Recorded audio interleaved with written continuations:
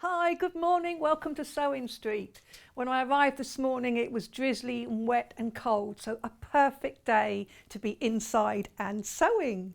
So, early bird offer. What have we got for you today? What we have is, for a first time ever, this really cute little bundle of fat quarters.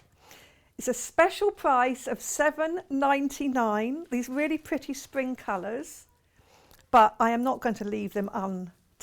I'm going to open this up because you've got to, haven't you? When you've got all these lovely fabrics in front of you, you can't just look at them in a bundle. So basically this works out at less than £2 per fat quarter. Now these are craft quality cottons, so they are perfect for lots of craft projects. So look, lovely little fat quarter there. Your first one is this cream, so it's like ice cream colours. They're really beautiful, really lovely pastel colours. So we have cream, and am I going to be able to fold this back up perfectly? I'm not sure, but I shall try later. I can do that while Delphine, because Delphine is with me this morning. Delphine Brooks, as many of you will know. So she will going to be doing some demos. So in a minute, I will pass to her and I'll fold these up neatly. But in the meantime, look, this is a soft pink. This is a soft pink. It's really pretty. And so it's 2.5 metres altogether for £7.99. I mean, that is such a bargain price. And this is a sort of more of a raspberry pink. And then we have, this is sort of like a soft mint. They're all such really lovely soft colours, and they're blend with all sorts of things. They're really great. It's a nice little pack to have in your kit, even if you can't think what to make yet. You know, have this ready for when you think of something. I mean, you combine these colours together, they would make something really, really pretty and soft for summer. You could make a bag, you could cover a book. There's all sorts of things you could do with these. Remember, they are craft cotton, so they're really beautiful. Look at those colours together. It's a nice little gift if you want to give somebody something for Easter, or of course Mother's Day's coming soon, and indeed Valentine's Day. I mean, there's all sorts of reasons. There's always a good reason to sew, isn't there? There's always something we can do with all these lovely fabrics. So £7.99 for our early bird offer. It's only available while stocks last. And if you remember, I'm sure you all know this, but I'm going to say it for any new viewers, it's one post and packing throughout the day. So if you order this now, buy it now, check out, and you order something else later in the day, that same post and package is valid for the whole day. And that is £3.95? £3.95 post and package on whatever you order. But as I say, you can order this, check out, come back and then order one of Delphine's cushion covers in a minute, and that same post and package still works. So that's a really, really good thing to know. And of course, all of the details are on our website. Everything from today's show will be on the website, and we have got more products to go with some of the things we're doing today than we will actually show, because we want to show you the main components. So do bear that in mind and keep an eye on the website. For instance, we're going to be doing these lovely cushion kits with Delphine, and we've got embroidery flosses to go with them, but I won't necessarily show you them, but they're there. So while you check out for your fat quarters, we've been looking at other price points for these, and we have found, so the same sort of thing, this is exactly the same by the looks of it, exactly the same, so that's £9.99 elsewhere, so we're doing this at £7.99, so it's a really good price. 5 pieces, 5 fat quarters, which is 2.5 metres, in these really beautiful pastel colours. So it's really, I mean, it's lovely. It's something you'll find a use for these at some point. So even if you can't think what I'm going to do with them today, put them in your box and you will find something. You will definitely find you'll use these. Gorgeous and lovely. Another price comparison to look at. So yet again, £9.99. So, you know, that's up to you, of course, but do remember that, you know, you get it from us here, and that post and package that you pay will actually last you throughout the whole day, because I'm sure you will get one of the other things we've got today. So we've got Delphine's cushion kit packs, Amazing. They are amazing. You'll see those in a minute. We have got some Sewgirl, I think, are they called? Sewgirl patterns. We've got a kimono and a dress later. Brilliant. The kimono's behind me. We've also got, later on, if you stay with us for Yarn Lane, we've got some amazing knitty critters. They are amazing, absolutely amazing. So there's lots and lots to see today, so please stay with me. And don't forget that post and package lasts all the way through. So let's read the menu. What have we got? So as we say, so this hour we've got Monochrome Scene Quilting with Delphine Brooks. We've got at 9 o'clock, we've got Sewgirl Kimono pattern with fabric kit, so you can buy those. And we've got Mark, that you will have seen on Great British Sewing Bee, with me doing that. So we are going to have such a great chat about that. Then we're back at 10 with Delphine again doing a flower wreath, so using felt fabrics to make amazing flowers. So not just a flower wreath, you know Delphine, it won't just be that. There's a lot more you can do with that, and she will be showing us some of those lovely flowers, and that you can buy in kits as well. Then back at 11 with Sewgirl, this is the Cecily dress. Again, it's with Mark, so he's going to show us not how to make a whole dress, you can't do that in an hour, but he's going to show some key points on making that dress. And again, it's a fabulous dress, it's great for everybody, easy to make, and the instructions are absolutely amazing, very, very clear. And then, as I say, at 12 o'clock we are here with Yarn Lane Knitted Critters, and they are so amazing. I defy you not to like more than one of them, I really do. So, shall we go on to, so don't forget it's been taken away from me, but I was going to put those fabrics together neatly. So let's just mention the website. It's sewingstreet.com, because a lot of you will want to get kits on pre-order. So do have a look at that. Don't forget the early bird offer, which is still available at the moment.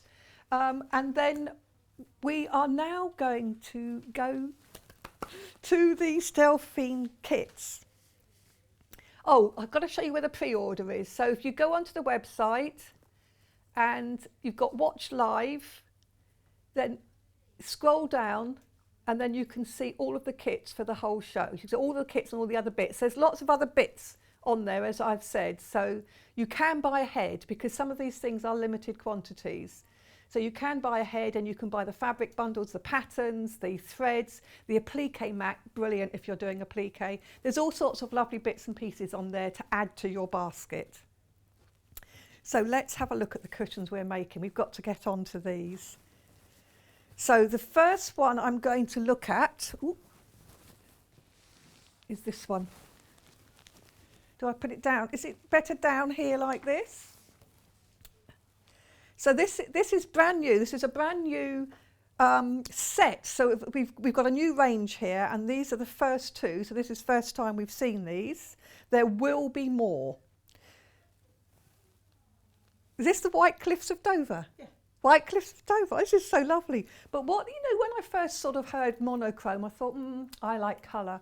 But it has colour. It has little pops of colour in the hand embroidery, just delicate little bits, and it just really punches out and makes it really special. What you get in the kit is a panel. So this is your fabric panel, from which, oh yes, and this, I must say, this is £19.99. So you get the panel here. So from this you cut out all the relevant bits, and of course you get the pattern telling you exactly how to construct it, and of course you've got the pattern pieces so that you can cut out. So if you don't want to cut this up, photocopy it and then cut up your photocopies. All full size, and then you've got your layout pattern, and of course, as you can tell, they are designed by Delphine. So this is also in the kit. You get the fabric for the cushion cover itself. So these are launching today, exclusive to Sewing Street TV, currently, because obviously that might change. But at the moment, they're exclusive to us. And so you get the two pieces here, the two fabrics, lovely printed fabric, nice quality, and this is what you use to cut out your applique pieces. So that's the cushion. That's this one. So this is the White Cliffs of Dover. It's just, it doesn't matter whether it's the White Cliffs of Dover or whether it's any other sort of scenic thing, does it? I mean, it's just beautiful. It's got sort of just the lighthouse and the boats and the sea. It's just really, really lovely. I was saying to Delphine earlier, because I know that more are coming, I actually could see you could make these, rather than just cushions, you could actually make them as wall art and have a series of them. I think they would look really good. Oh yes, yes, there's a little aeroplane, a little Spitfire. It's really lovely. There's a few birds, boats. Yeah, it's really cute. And this is the beauty of these patterns, that everybody who will do it, even though you've got a guide on exactly how to do it, everybody will do it slightly differently and create their own unique piece, which is really lovely. And the other thing that Delphine said to me, there's no free motion embroidery, so don't worry if you're not any good at that, and you just, you know, this is all straight stitching. It's raw edge applique with straight stitching, so anybody can do it. It's great for beginners. You will use, as well as all the stuff in the kit, you will use Bondaware, which I think we'll have on the website. That's when the applique mat comes in handy, because when you're using any sort of gluey interfacing, it's quite good to have that sort of Teflon-y mat that doesn't stick to your iron or your ironing board or the wrong side of the fabric, so it's really good to have. And of course the embroidery, to do the delicate embroidery. This would make a great gift as a kit for somebody who sews, but it also would be lovely if you made it for somebody. So it's one of those things that you could make and give. And of course you don't have to. You could add more things to it. You can add extra to it. You're not restricted. It's because it's your project and you can do what you like with it. So it's really lovely. Let me show you the other one. So this is the Monochrome Tudor, which, do you want me to grab that other one? Or? Okay, so we've got a picture of this one as well. So this is the one we're going to focus on with Delphine, because this one has a little bit more involvement in it, in positioning, etc. So she's going to show you how to do that. And yet again, it has the two pieces of fabric. So it has the black and white printed fabric with all the panels on it that you can cut out all your shapes and things from. So that's the piece of fabric, which is really lovely. I love all of that on there. I'm sure there's little bits left over as well, isn't there? There's little bits left over, so you'll be able to do other things. And also you get the white piece to make your cushion cover. So you get that, and of course the instructions, which are illustrated, beautifully illustrated, very descriptive, telling you exactly what you've got to do step by step,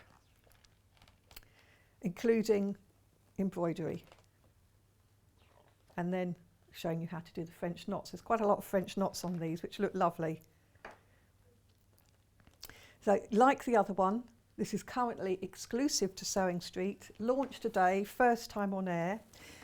There will be more coming. So already Delphine has designed 2 more, but she has asked if anybody's got some ideas of what they would like a scene to be. She's an artist, she can do anything. If you want to, sorry, I'm setting you up there.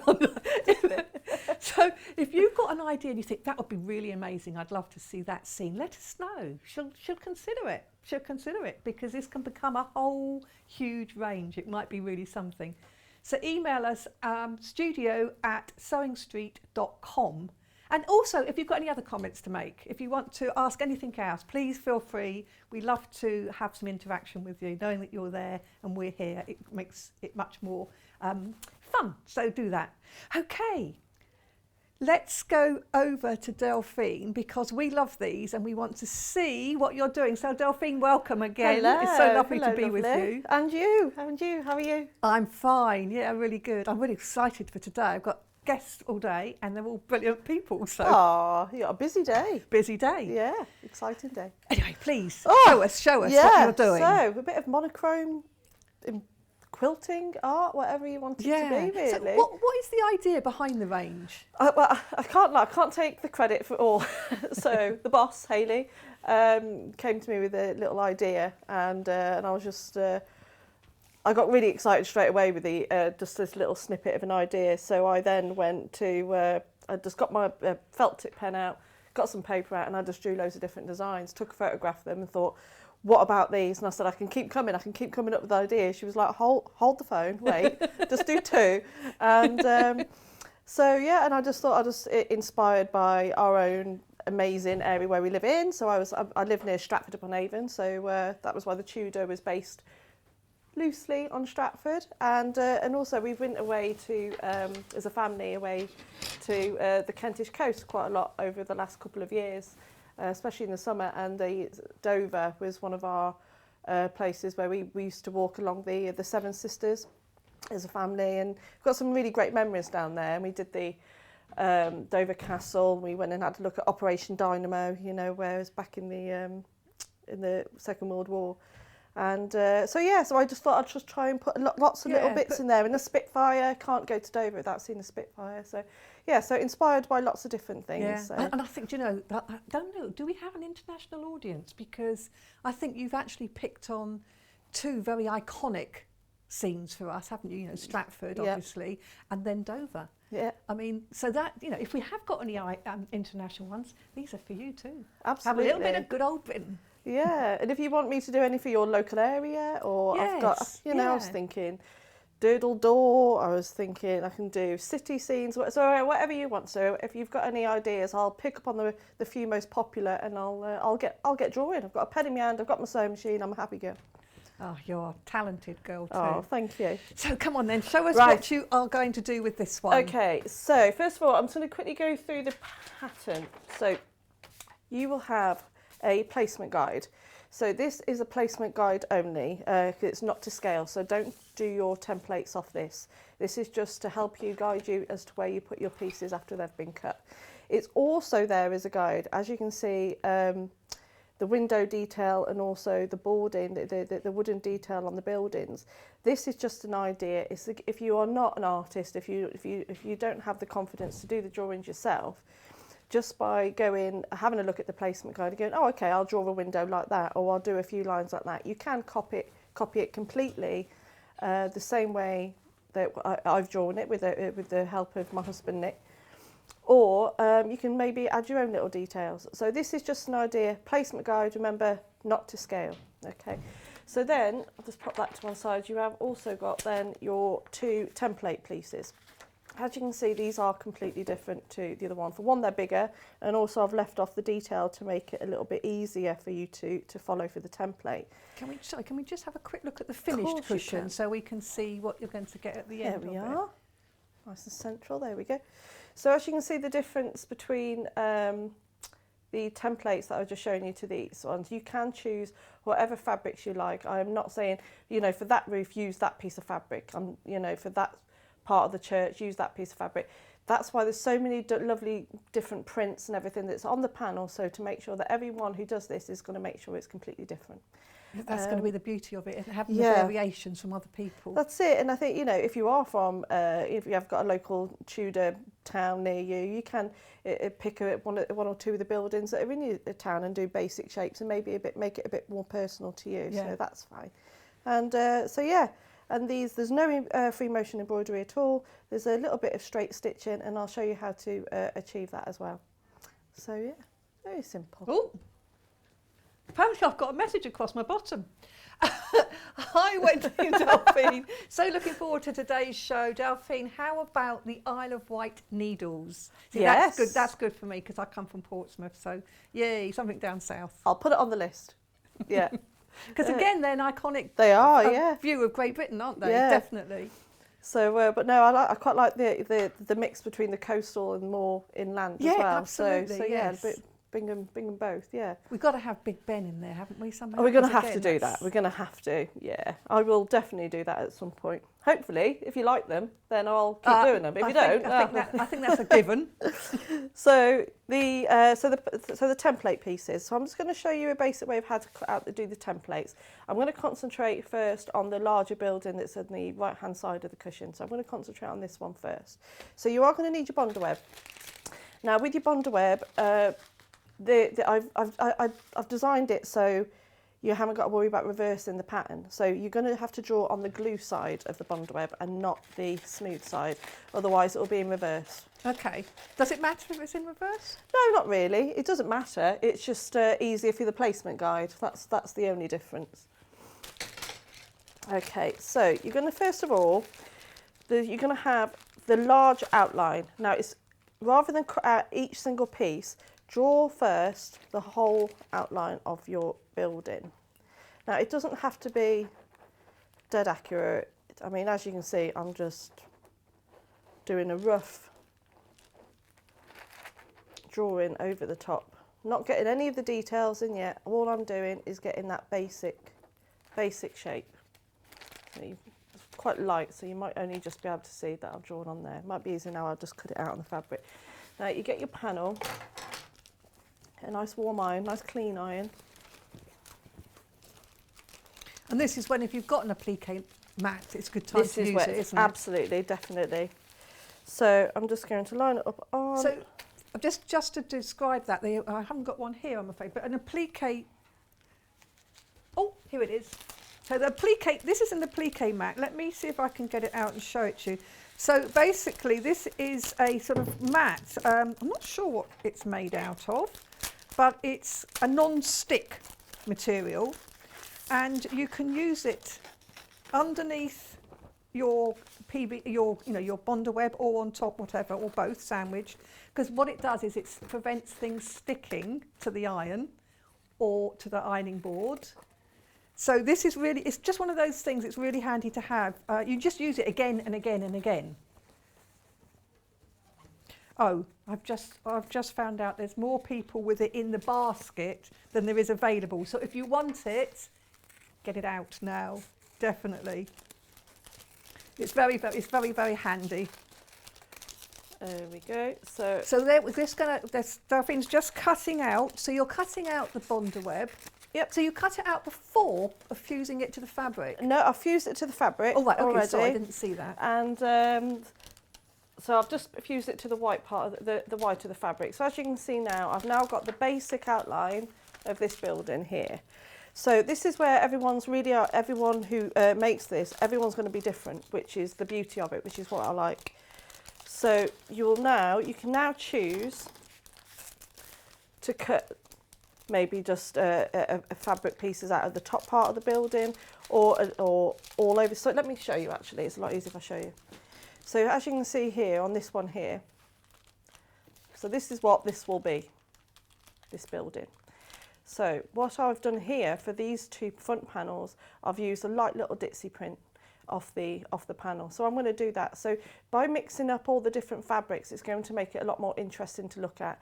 If you just keep it all as one, it will still be nice, it will still look fine, but you just want it to be more interesting and not so flat. So where's my pen? So back to on the glue side.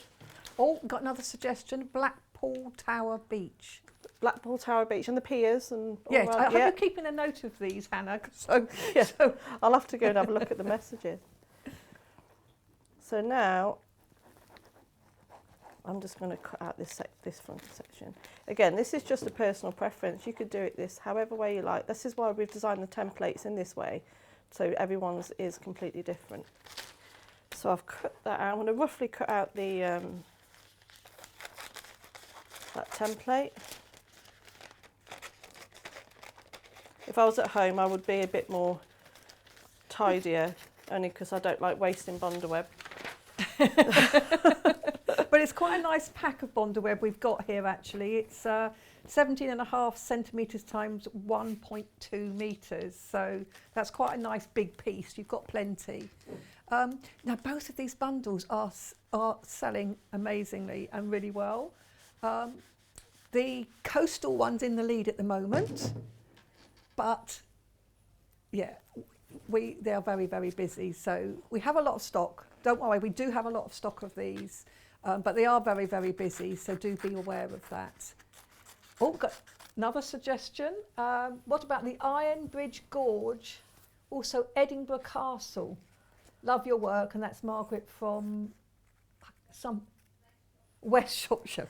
Well, I'm going to have to do the Iron Bridge because I'm actually from Telford. Yeah. So I've never heard of the Iron Bridge. You've not? No, It's no. Thomas see, Telford. soft southerner. Oh, no, I'm actually from Telford, up the road from Ironbridge, in fact. So, So, right, so yeah, it's definitely one. and my sister lives only a couple of miles from there. So, yes, absolutely. And it's just been refurbished as well, hasn't it, the Ironbridge? It was black. Now they've... what do they do when they fix it all up? When it's an old bridge. Yeah. They've had to fix it. It's red now. Oh, really? Yeah. Very Yeah. dramatic. Red Bridge. There we are. Yeah, we used to go there all the time when I was little. There we go. So all I'm doing is cutting out that front section to... It's the thing that I like about these ideas, even though, you know, as you said, that's like a sort of chef. Where's that from? It can be wherever you like, Stratford. Stratford, yeah. But it doesn't. It could, as you say, it could be wherever you like. It could be any place. It could be Chester, because that's got those beautiful Tudor buildings, hasn't it? Yeah. I mean, even parts of Old Portsmouth have. You know, so you could look at that and you could actually think, you know, that reminds me of where you are, you know, day out, a place, a special person, even if it's not the specific one that you had in mind when you designed it. Yeah, it's like, there's loads of places that have got this Tudor. Yeah, and it's like the coastal one. I mean, that could be sort of any part of the coast anywhere, couldn't it? But remind you of holidays that you've been on. It'd be a good one to give to somebody else that you could remember, you know, holidays with them, or that they know they've had those amazing holidays. Especially as nowadays we can't really go on holidays, so actually, this is it. We do this instead. There we are. So I've done the front panel, and then I've done the two roof sections as well. So I've done this bit here and the two roof sections. Now there is lots of windows. You can see I have put the drawings on there, so by all means you can trace over those, or you can, if you want to, you sew them on instead. So we're going to do a little bit of that as well. But I thought first I'm just going to quickly cut out a couple of windows. Just take a bit of bond away. Do you, I'm probably leaping ahead here, but do you sew the windows on before you put the house on the cushion front? No. So you put everything on the cushion front and then sew and then all the I features? sew, and then I just draw on using a friction pen. I just draw on a few details, and you just sew over the top. So what looks like quite a complex thing is actually really, really simple pattern. Yeah. It's and I think that's what the beauty of it is, because to look at it, it's like, oh well, that's impressive. That's a lot of sewing. When really, when you break it down, it's actually quite simple. Yeah. And very achievable. Like I said, I've done this for a beginner. So like I said, there's no free motion embroidery. There's a few bits that might be a little bit fiddly, but then if you take your time, you know, we're in no rush, are we? We're not going anywhere. Not going anywhere. I know, it's just quite therapeutic as well, actually. And the other thing I'm going to ask, because I like to be awkward, do you cut everything out and then lay it on your cushion front, or do you start putting it down as you cut it? I lay it all out. So I've just cut out a few more details there. I'm just thinking, I'll do a few windows and I'll put a door on. And again, I'm not being really tidy, and I think because when you look at Tudor buildings, they are all a bit wobbly, yeah. Wobbly, yeah. So you know, don't be too uniform with it. You know, yeah, have a bit crooked. of fun. So I've got some other pieces already cut already. So I'm going to start putting it together and start seeing how it can all come together on the placement. So do the instructions include how to make this envelope back cushion? Yes. Good. Yeah. I just wanted to check that, because again, that's quite useful to know that having achieved your panel, of course you don't have to make it into a cushion. As I said, you could actually make it into wall art. You could make it into a bag. You know, you could have this as like a tote bag. Lots and lots of Delphine love coming in. Ah. Stonehenge, definitely iconic. What was the other one? The Kelpies? Don't know where that is. Don't know where that is. Angel of the North, yes. I'm going to be busy. This range is just getting bigger and bigger and bigger. I've got a lot of drawing to do. It can't get too big though, because this is like exclusive. Yeah. This is just, you know, something what you can only get here. Well, certainly you can at the moment anyway. So this is where you're going to need a placement guide. So I've put a bit of wadding underneath. Yeah. What I am going to do. We sell wadding as well. So if you wanted to put wadding underneath and you haven't got any, I just think it gives it a nice look. Yeah, I agree. I think it looks nice. Okay, so you've made a line. I've made a line there, only so I make sure that all my buildings are not wonky. So I just keep them. What's wrong with wonky? Well, I'm not a perfectionist at all. So you're going to get all your little It gives pieces. you an idea, doesn't it? Gives you a baseline to work from. So you're going to, so at the moment you do not, you don't stick anything down right until the very last moment. So you just start peeling off the backs of your pieces. If you have difficulty peeling off Bondaweb, one trick to do it is you use a pin and you just sort of scrape away at the paper and then you can get in there and peel it off, because sometimes it can be tricky to peel it off. But then you do know it's nicely fused, which is a good thing. Yeah, you know that's not going to be going anywhere. There we go. So there's the church. Just, at the moment, you're just popping it in place. I'm just building up the picture, yeah. So I'm just trying not to lose all my little pieces. There we go. Ooh. And what I think is nice about these, whilst Delphine is busy peeling off of her Bondaweb, is the fact that having put together this lovely monochrome scene, you can then add the embroidery, the hand embroidery. This is sitting in front of the telly, watching an afternoon film and not feeling guilty for doing so because you're constructively creating. So then you can do your embroidery just to give that little pop of colour. And how and where you do that, of course, is entirely up to you. So that makes it your unique piece. And in the book, it does give you instructions on doing French knots, because you've used a lot of French knots, haven't you? I have, yeah. I am a big French knot fan. But again, I think it's one of those stitches that once you've mastered it, it brings so much more detail to your work. Because they sort of stand out, don't they? They stand proud. And the reason that yours are standing as proud as they are is because you've used all 6 strands of the embroidery of the floss. skein, yeah. So you do need a large-eyed needle, so a chenille needle. Believe it or not, we have those on the show as well, so do look on the website for those. And of course, we do have the embroidery flosses on there. Another message, how about a county series? I would love a Dorset series of the lovely buildings of Dorchester, yes, Lulworth Castle and Durdle Door. Oh, that's from Kay. So yes, I mean, I agree. I mean, there's some lovely, well, I think all around the country. I mean, obviously I know those places too, because again, they're down south, but there are some lovely places all around Scotland, all the Norfolk coast. I mean, there's everywhere you go. And of course, then inland, all these lovely old towns we've got. Oh, York, yes. We're very lucky, aren't we, to live in such a beautiful country. We are, actually. That's one thing, I suppose. Let's get something positive out of all this pandemic and lockdown and goodness knows what. We have had more chance, perhaps, to see our own countryside. Yeah. It's beautiful. We're so we've got another lucky. suggestion from Julie. Julie?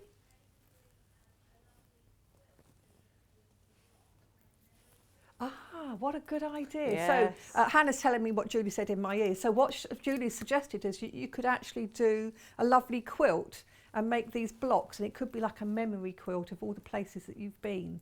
That's a really nice idea. That's a really good idea, isn't it? I did think of it as a bit doing it as a block. Only because seeing this, for example, as you are very experienced at the Festival of Quilts, you know, if you were going down one of the galleries and you see a big quilt with all these different scenes on it, I think that would look fabulous. That would look amazing. It would be a showstopper. It definitely would, yes, definitely. And as I say, I mean, you know, my initial thought was monochrome. You know, I'm all about colour. But actually, I love this. And what I really like about it is adding that hand embroidery with the embroidery flosses, just to give it that little pop of colour. Yeah. So it is monochrome, but, and that's what I like, you know, just break the rules a bit. We like to bend the rules a little bit. Absolutely, definitely. Oh, you can see it coming together now. So as you can see, I'm just laying up. So I've cut out my windows. Again, don't have to be too tidy with them. And then you just lay over all your different pieces. So I've laid the church first, and then the front of it here, the little cottage and the larger building. And this is the wonky building at the front of the, in the foreground. This is where you're really going to start seeing it come to life now. I like the fact it's slightly wonky, actually. I think that makes it very much Tudor looking. Yes. Because I don't know whether they were built wonky or whether that's happened over the years. But yeah. Obviously, they're not straight lines everywhere. Ooh. It's going everywhere. There we But are. it's little things that I like about your designs. It's like you've got a lamp and a nice sort of Victorian looking lamppost. And then to represent the light coming from it, very simply, you've just put yellow embroidered lines. Yeah. And again, there's nothing fancy in that embroidery. No, but it's the thought. It's thinking. I mean, because you're an artist, it's the thought of how to do that. Yeah. Is what I'm so impressed with. It just it takes all the thinking out of it for us. We can just get on and do it. I think it's beautiful. I love it. I love it. Well, that's what I like about doing these type of designs, because seeing what other people's interpretation of it is going to be and what other people are going to add, and myself, I'll be like, oh well, I'd never thought of doing it like that. And so yeah, I'm really excited to see what other people are going to come up with. Yes, I agree. We're going to recap, while you're doing that, I'm going to recap the coastal one, because this is really popular and it's really lovely. So the coastal one I had, do you want me to bring it flat, or is it all right to leave it there? Okay, so that's the that's finished cushion cover, if you so choose to make a cushion cover. All the instructions are in there.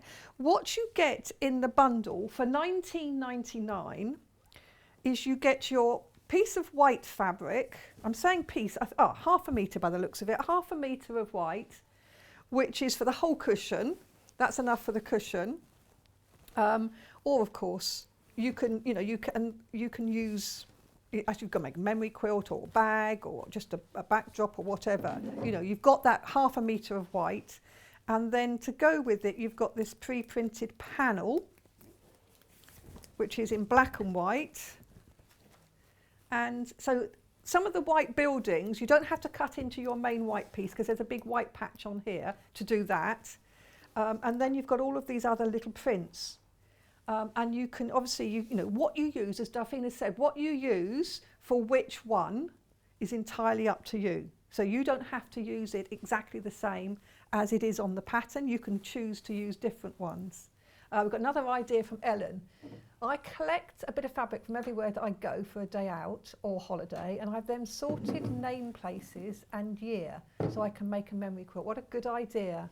So you can do that. You can do, because once I hate to say this, but once you've got this pattern and you've got all these lovely things, you can make it in your own fabrics as well. So there's no reason why you can't make it again and again and again. You've got the pattern, you've got all the information. So this is lovely, and I love the different prints on this. It's just black and white, but look at this. You've got 1, 2, 3, 4, 5, 6, 7, 8, 9, 10, 11, 12, 13, 14 different black and white prints on there. It's lovely. So yeah, I've just been told when everybody actually checks out, hundreds of these will have been gone, which does not surprise me in the slightest. Brand new today. We love Delphine's products. I know we do, because when I look at the Sewing Street fan page, I just see page after page of things that people have made using her designs, not surprisingly. So we're working on the Tudor one at the moment, so she's best making up that scene. So this is the Tudor one, so it's exactly the same fabric panels. And then this is the instruction book. I just wanted to show you this because it is so clear. This is the layout. This is not to scale, remember, but this is the layout you can follow, or something like. And then these are the actual templates.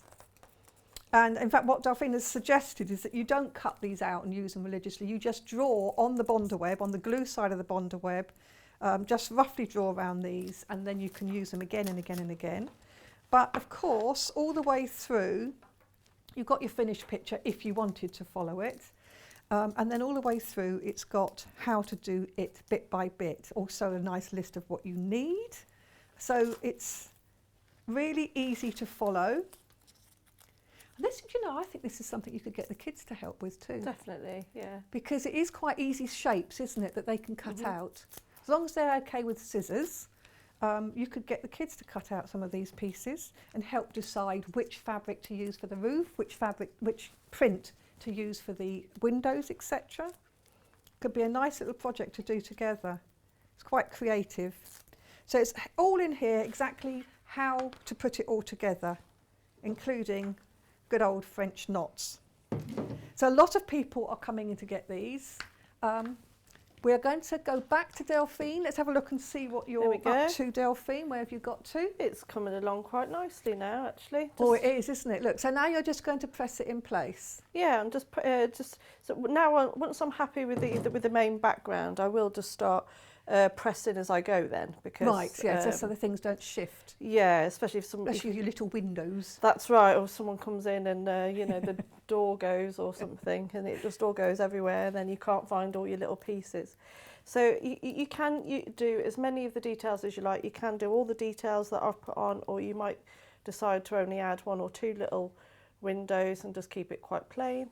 So these are just a couple of ideas. Yeah. So I'm just giving you the idea. And the good thing about Bondaweb actually is quite low tack, isn't it? So you don't need a lot of pressing and a lot of heat to get things to stick. No, so if anything, you just want it on a medium heat. Yeah.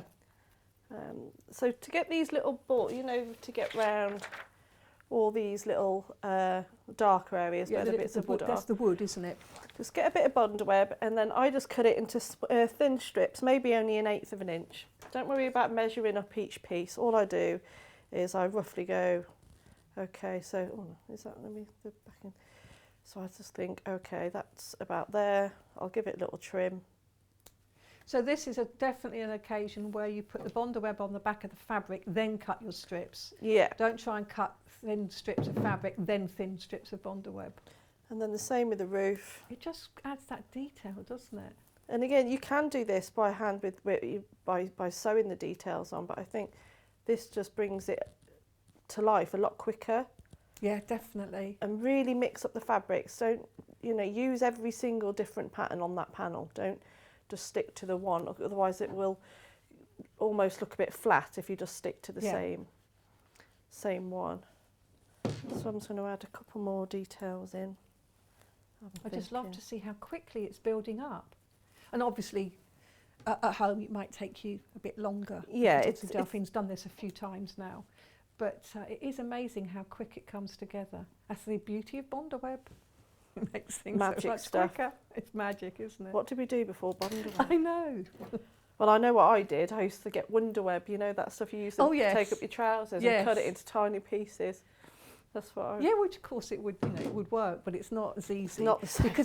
Because of the paper backing on this, you can actually draw sorts of all kind of shapes and everything, can't you? So, yeah, and like I say, but we do have Bondaweb on there as well. So, but yeah, Bondaweb is something. Again, it's something that's really useful to have. It's great for applique. So it's underneath on the website. So do have a look. Just scroll on down when you're looking through. And don't forget the embroidery flosses, because that does give that little pop of colour. So this is our Tudor scene coming together. It's coming together quite quick, so I'll show you a few more details. So you can see on the left-hand side that's the main graphic. And then the little box is a reminder of the coastal one. So you've got both of those. Oh, don't forget, by the way, if you prefer, you can ring. So you can phone through your order. You don't have to do it on the website if you prefer to speak to somebody, and you will speak to somebody, thankfully. Not this automated chats that you can never really understand. So I'm just doing adding these little ones. Of these little ones here. I'll put on a couple more, and then I'll show you the next stage. Okay. So you can see, I mean, it's just building up so quickly and so easily. This is, I know we probably sold out of it, but this is a case when using your applique mat is also quite handy, just to make sure that you're not getting any of that Bondaweb on the bottom of the iron if you haven't cut it out perfectly. And where's my little piece of fabric I had there? All these little pieces cut out. I know, I'm making a bit of a mess. Mind you, I always make a mess when I come here. Have you? You've got your lamp post as well, haven't you? I have. Oh, my lamppost. I forgot my lamppost. I like the lamppost. I've put my little well in. Here's my lamppost here. Where's my pin gone? There we are. That a bit of a scratch. So these, I mean, this is so evocative of sort of olden times, this lamppost, isn't it? And then I've done it so to try and get a bit more depth in the picture, so that's why I put it right in the foreground. So we're going to go over roughly around. Just remember, if you're making it into a cushion cover, not too close to the edge, because obviously you don't want it disappearing into the seams. What seam allowance have you allowed for the cushion? Quarter of an inch. Quarter of an inch, yeah. Yeah. So that's great. So I'll just give that church a roof, and then I'll show the next bit. So ideally, if you've got a friction pen, a heat erasable pen, this is where it's really going to come in handy. We do sell the heat erasable pens, I believe.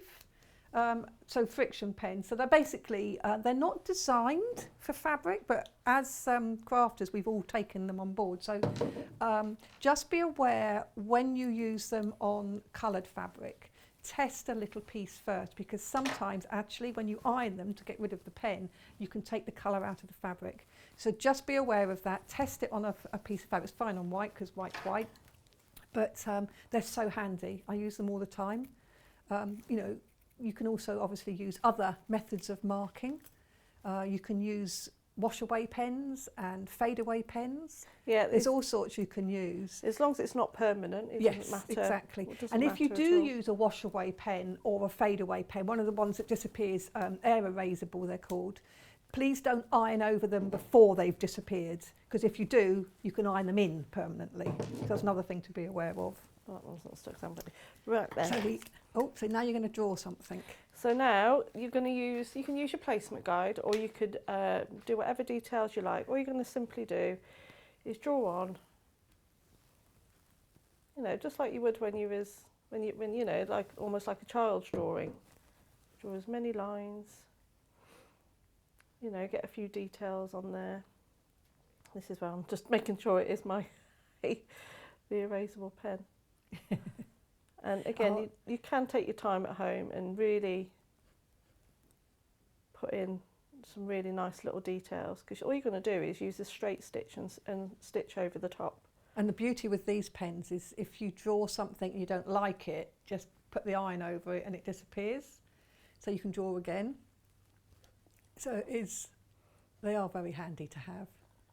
So all I'm doing is putting a few, what should we have here? We can have a little window there. And you're going to use straight stitch on your machine to sew it. I'm just going to put a beam in there. I'm going to make that one a little bit wonky because it's a wonky house. So we've got about 8 minutes left, Delphine, to show this. So just put in a few details in there. Oh, and the little cottage needs a couple of windows, doesn't it? There we are. So you'll use this as a guide and sew over the top of a little heart on the door. And it doesn't matter if you don't. Again, it doesn't matter if you don't sew over your lines perfectly, because this friction pen will iron away, so you won't see that you haven't done it perfectly. So I'm just putting in a road. Draw a couple of lines. Oh, forgot my well. I'm giving you an idea. I wonder what that bit was there. There it is. It's a well. I'll just put a little handle. There we are. And then the steps. But again, use the drawings. You could trace over them or put them underneath the fabric as well. Just by, I know this isn't to scale, but to just give you an idea, you can just place it underneath the fabric and it will show through, just if you don't want to, if you're not confident in doing lots of drawing on top of your piece. So there we go. I'm just going to move the iron out of the way. So you want to change your stitch length, ideally, just to make it that little bit smaller, just so none of your stitches come loose as well. There we are. I'll just give you an idea of. So all it is a straight stitch, black thread. So what have you put your stitch length to? It depending on your machine, just go back 2 spaces. Okay. 2 spaces will be enough. So just got a very small stitch. Yeah. So Joan has sent a message saying you've done it again, Delphine. Perfect, lovely. She's loving it.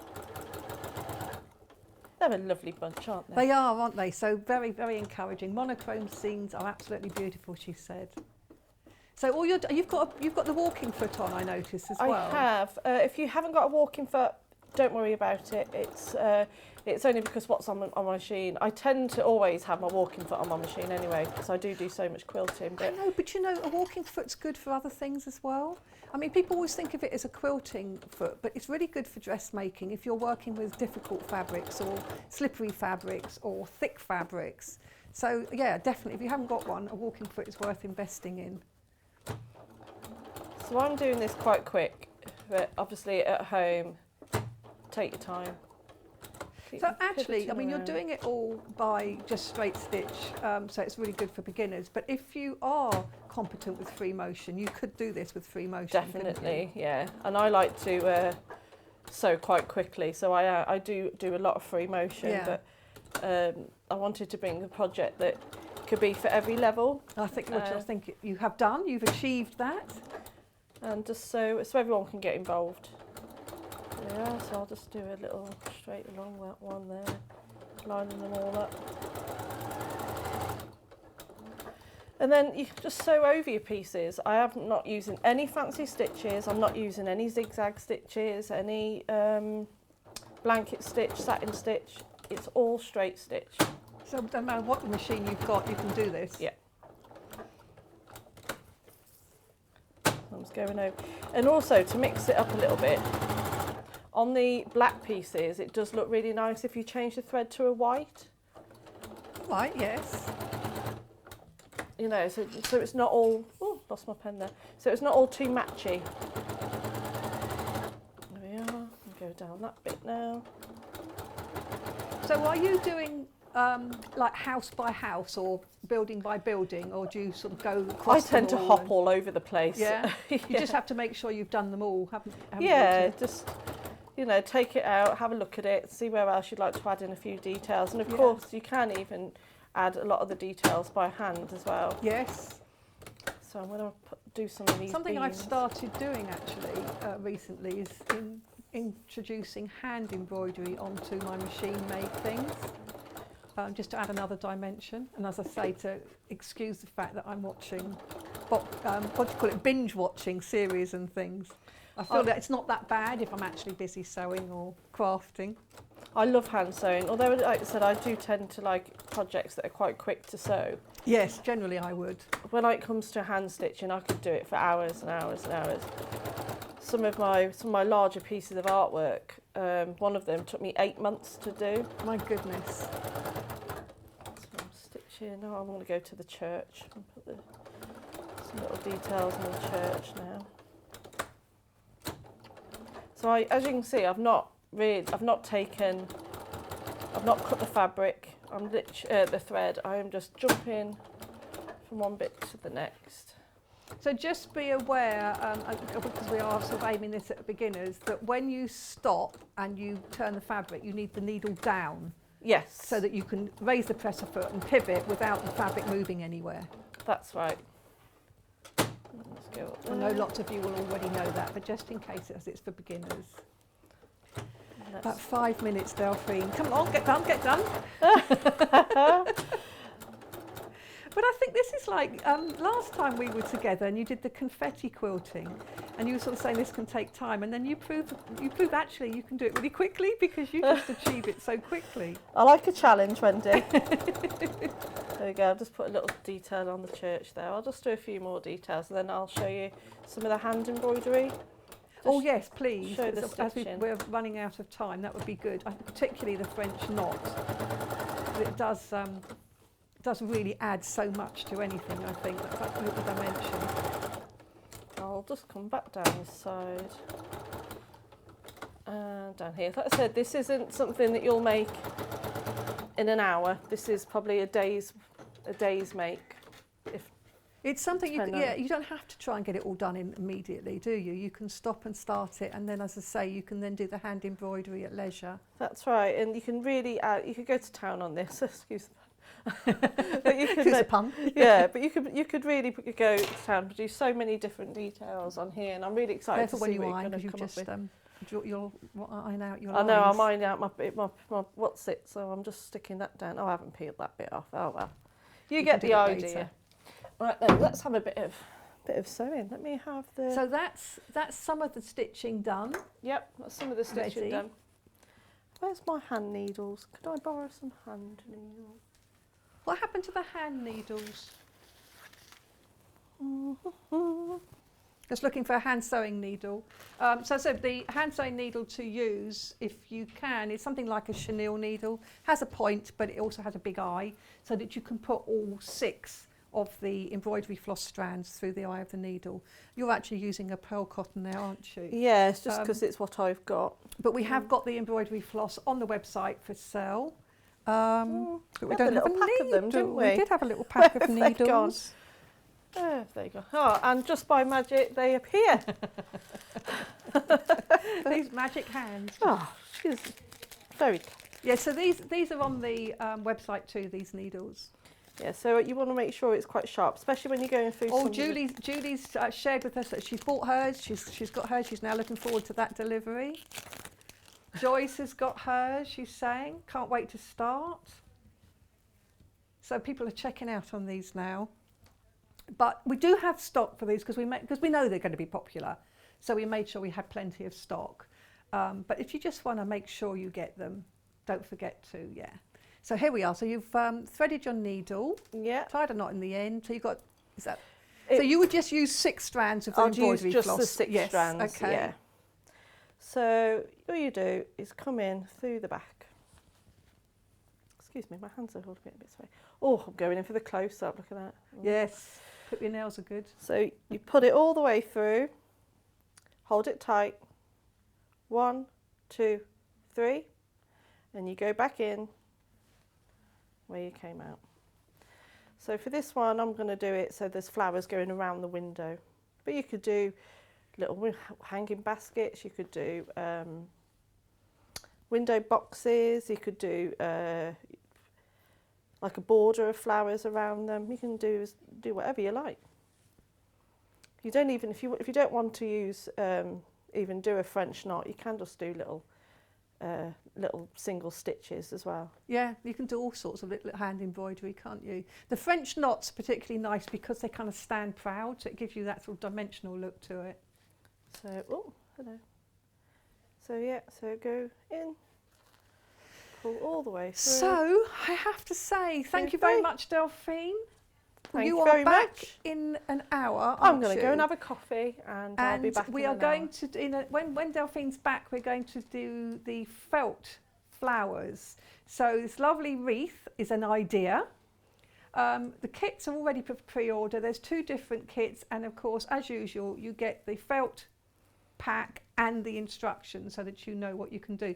But as usual, again, Delphine has gone beyond just felt flowers, and she's made this really amazing little owl, which she will be talking about as well. So Yeah. you'll be showing us how to do that. So that's in an hour. But let's just quickly recap the products and the kits before we go to the break. So firstly, we have the coastal, which is not the one I've got in front of me. So this is the coastal one. It's this lovely panel of fabric, which is actually based on the White Cliff of Dover, but it can be any seaside town. So this lovely piece of fabric here with all these prints in monochrome black and white. And also you get 1/2 metre of white fabric to make your actual cushion or your panel or your bag or whatever you decide.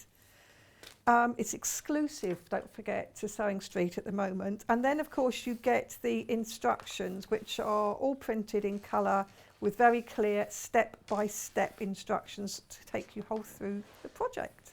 Now hundreds of these have gone, not surprisingly.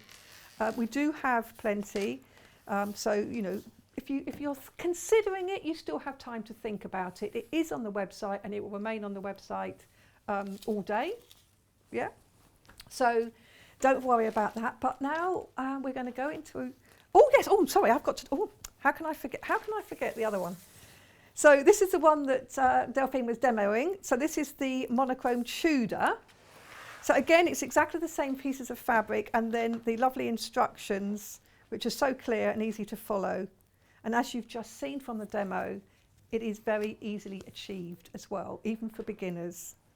So once you've got this pattern, dare I say, you can use your own fabric and redo it again and again and again. So it's really, really good. And this fabric is fabulous.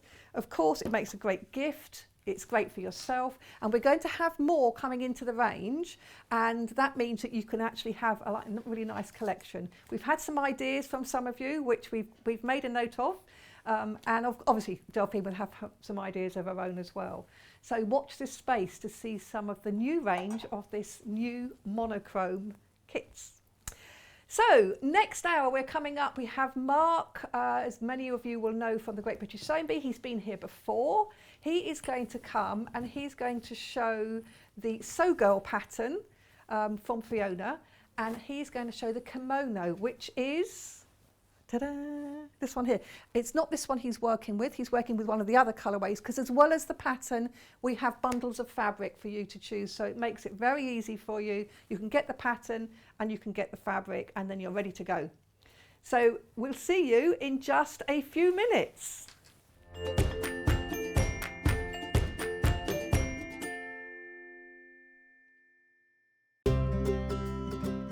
In need of a crafting fix?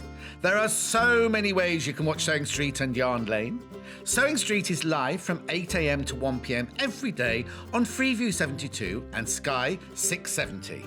Alternatively, if you want to watch us on a tablet or on the move, you can tune in on our YouTube channel, the Sewing Street app, or the websites at www.sewingstreet.com and www.yarnlane.com.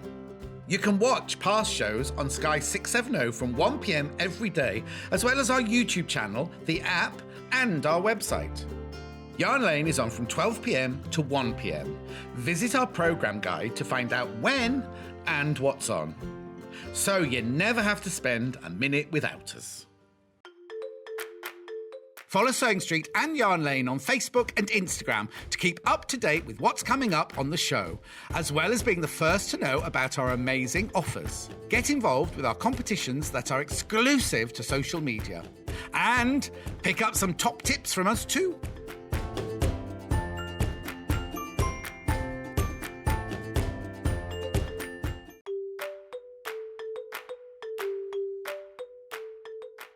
Hi, my name's Jules Mayouf and I'm really excited to be a guest designer on Sewing Street. Okay, I got into sewing through my grandma. I used to sit and watch her.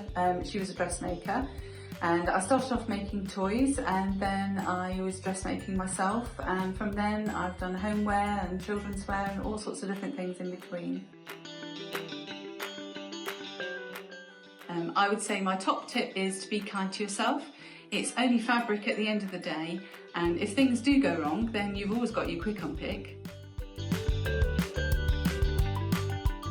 My claim to fame is that in 2012 I was a VIP driver with the Olympics, and I met some really interesting people who were very nice, and I'm hoping that I'll meet some very interesting and nice people on Sewing Street too.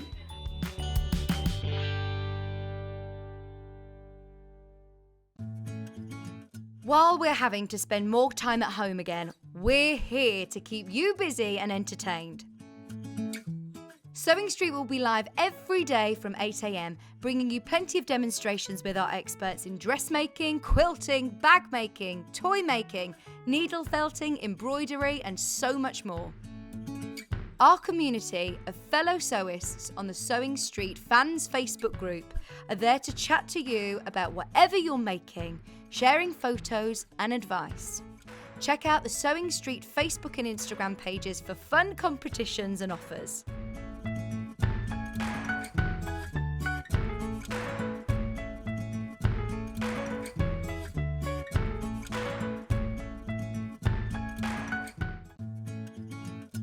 Stuck for ideas for the perfect gift? Why not get them a gift card? You can buy Sewing Street and Yarn Lane gift cards loaded up with anything from £10 to £500.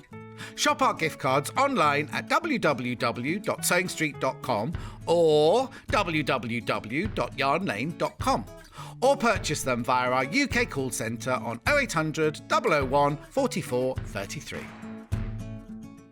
If you'd like to get in touch with us during our live show and send in any messages or any questions, then you can do it on studio@sewingstreet.com.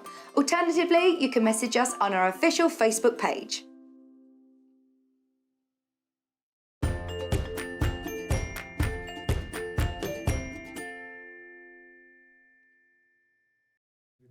Hi, welcome back. Welcome to me and my friend here. And my friend over there. So we're here with Mark Francis, as you know him from the Great British Sewing Bee, and he's going to show this lovely Sewgirl pattern. This is a kimono pattern, so this is actually a short length pattern, and the fabric I've got here is one of the fabric bundles I've got in front. So let's look at the pattern first, because this is really good for beginners. So it's good for beginners as well as, you know, people that are more experienced. It's called a Suki kimono, and the size range is small to extra, extra large, which in terms that we understand is 8 to 26. Now, I think what you need to look at, oh, you can see the back of the pattern envelope on the web, so you don't have to worry about trying to see it clearly as I'm showing it to you here. But the thing I like about the information on this pattern is it's got everything you need to know here. It has your size ranges, it shows you the line drawings, and I always like the line drawings because they show more detail than you can sometimes see in the photograph. It shows you the finished garment measurements. So you can look at those and you can decide what size to make. So even if you're, say, a 26 in the shops, you can look at this and you can see what the finished length is, what the finished bust measurement is, to see whether this is the size you need to make. That's the extra wearing ease the pattern will have. So you look at your body size and then you look at the finished garment size and you see how much extra there's been allowed. Some patterns will have a lot. Something that's very loose fitting might have 12 inches of ease. That might be too much for you. Some patterns that are very close fitting could even have minus. So you need to look at those two measurements, and they're right here on the envelope, which is great. And then, of course, it tells you how much fabric to get. So this is a brilliant pattern to get started with dressmaking. If you haven't done much before and you fancy having a go, this is a great design. It's a kimono. It can be worn as an evening jacket, as a dressing gown, just over your clothes during the day. So we're going to have a quick look at the fabrics, and then we're going to look inside the pattern, because Mark's obviously got one that's open, because I also want to show you what it looks like on the inside, because it's a really good quality pattern. Let me show you. So on the pattern it tells you how much fabric you need, and what we have got here, our fabric bundles are enough to make the largest size in the length. Now if you wanted to make it full length, or knee length or whatever, you would possibly need more fabric, and you could buy 2 bundles to do that if you want to. The length we're making today is as in the pattern, but you can, you know, this is your garment. This is what you want to do, so you can do what you like. So let's look at some of the fabrics. Which one should we look at? I'm going to just move my friend out the way here. Sorry about this lady. She's trying to steal the limelight. So we're going to start with the one my friend's wearing. So this is 2.5 metres of this fabric. Does she not have a name? She should have a name, shouldn't she? She should have a name. Well, let's call her Fiona. As Fiona's not here, we'll call her Fiona. Yeah, she's been very quiet today.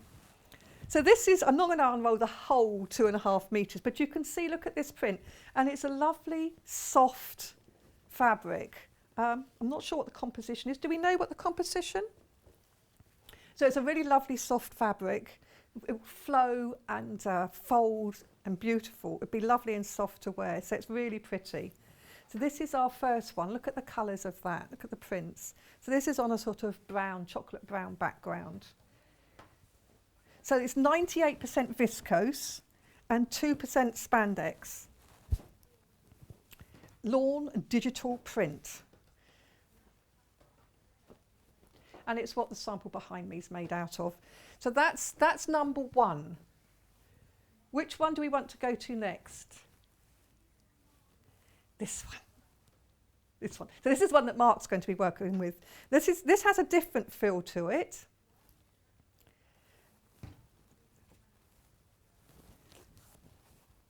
So I'm just going to open this up. Look at that. Oh, look at the way that print pops out of there. It's kind of like, this is a real mixture. So you've got this rough, really hot summer sun and then sort of autumnal colour flowers. That's really pretty. And again, it's a lovely soft fabric. Have you enjoyed working with this one? I have. I really like this fabric, actually. It's really lovely. It's got that nice flow to it, hasn't it? Yeah, very much so. I'm trying. Ooh.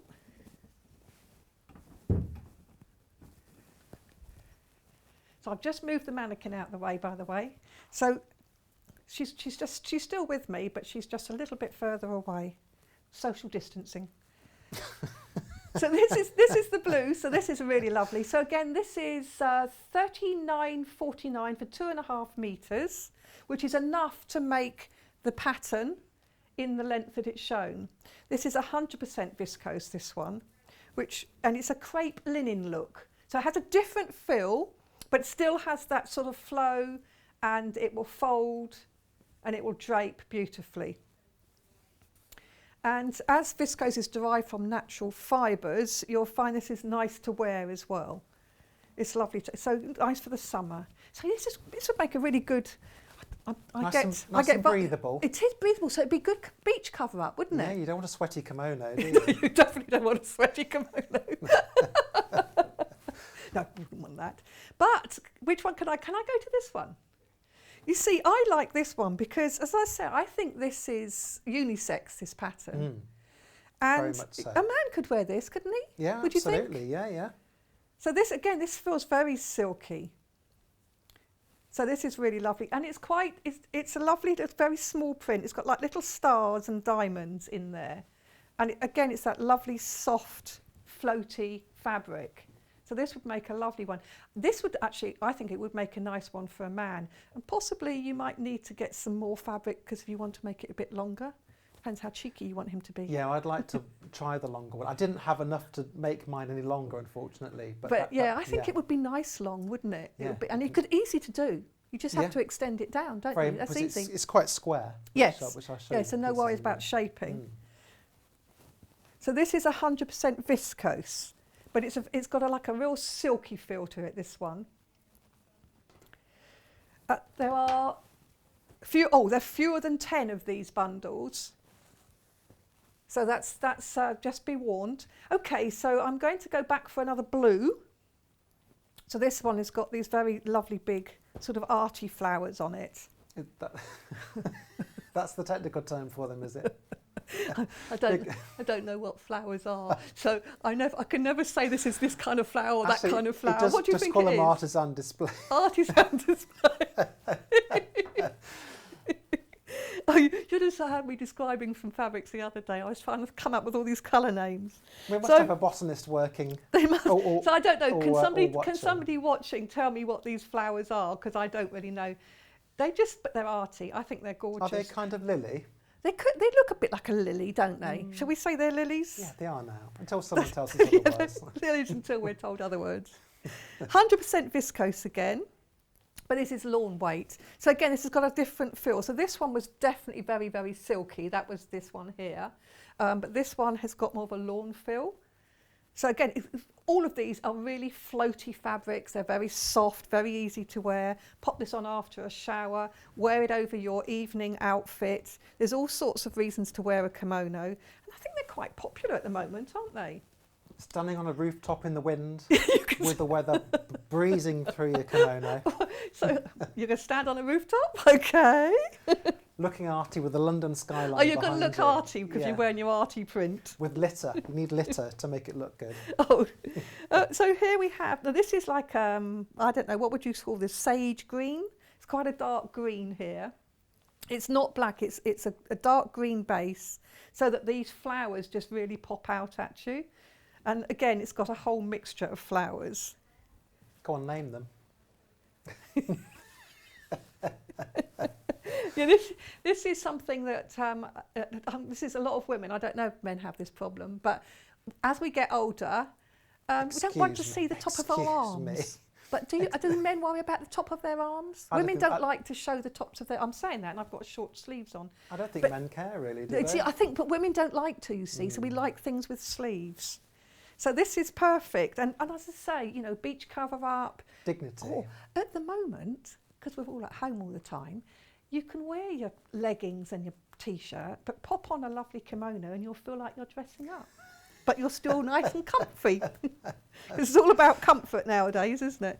So this is 98 visco, 2% spandex. I was going to get those words mixed up then. So again, it's just got this lovely, soft, floaty feel to the fabric. Okay, That's our fabric bundles. Let's go back to the pattern. Now, Mark, I need you to help me with this, because what I want to do is I want to tell everybody what the inside of the envelope's like. So can you help me there? I can indeed. So it's got lovely thick paper for this one, so you can use it again and again, and without it going into mush. Yes, like some of the tissue papers can.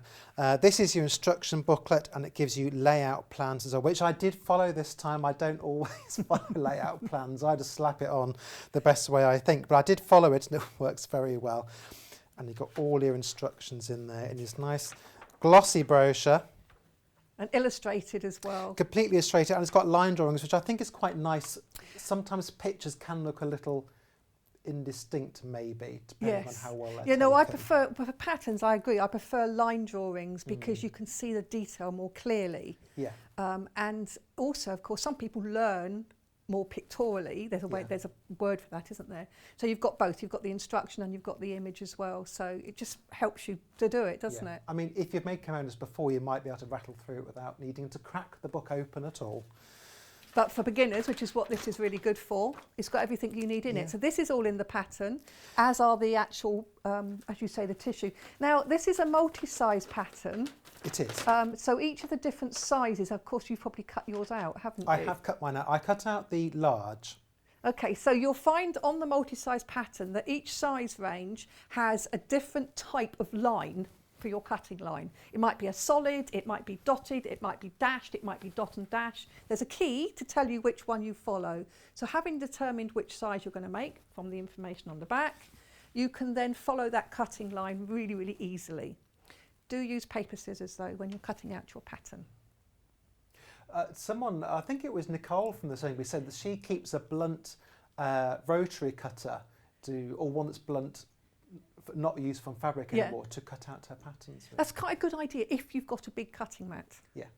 Because you have to have a cutting mat underneath. I've got a massive cutting mat. Have you? Yes. See, not everybody has a massive cutting mat. I've got two. I have got an A1, I think it is. Yeah, I think that's what we've got as but well. mine's usually tucked under the bed because you have to keep them flat, so it's not easy to keep them flat. Yeah, unless you've got somewhere you can. Well, sometimes on the sewing bee you just want the wretched thing out of the way, so we'd just throw it to one side and it would go, and it slip down somewhere. And there's also a little card, well, there was in mine anyway, with a link to the Sewgirl blog. Oh yes, and you said the Sewgirl blog is really informative, didn't you? Yeah, there she is. So I messaged her before we came on air over the last few days just to say hello and that I'll be trying to ruin her patterns live on air. But she's got some lovely hacks and different ideas on the kimono. She's made it in all sorts of different fabrics, heavy ones, light drapey ones like we're using today. She's made it long and short, almost like a coat version of it as well. So have a good rummage around, and there's some tips and little hints on. Because you could just buy the pattern and choose to do something else. You might have something in your stash already, of course. Exactly, and as you say, you can use any fabric. So if you made this in a brocade or something, you've got an evening one, haven't you? So what you make it is entirely up to you. What we've got is some lovely soft fabrics. But she's got a whole load of things, and she's she's a very clever lady. She was on before showing her patterns and the hacks that you can make, just to change it very slightly. Yeah. So it's nice to be able to have that. So that information, well, it's on the screen now, of course, but it's also in the pattern. You'll find that you've got that link there. You can just have a look and then go and get that help. Sewgirlblog.com, or I'm sure if you just Googled Sewgirl blog, you'll find it as well. You'd find it. That's really brilliant.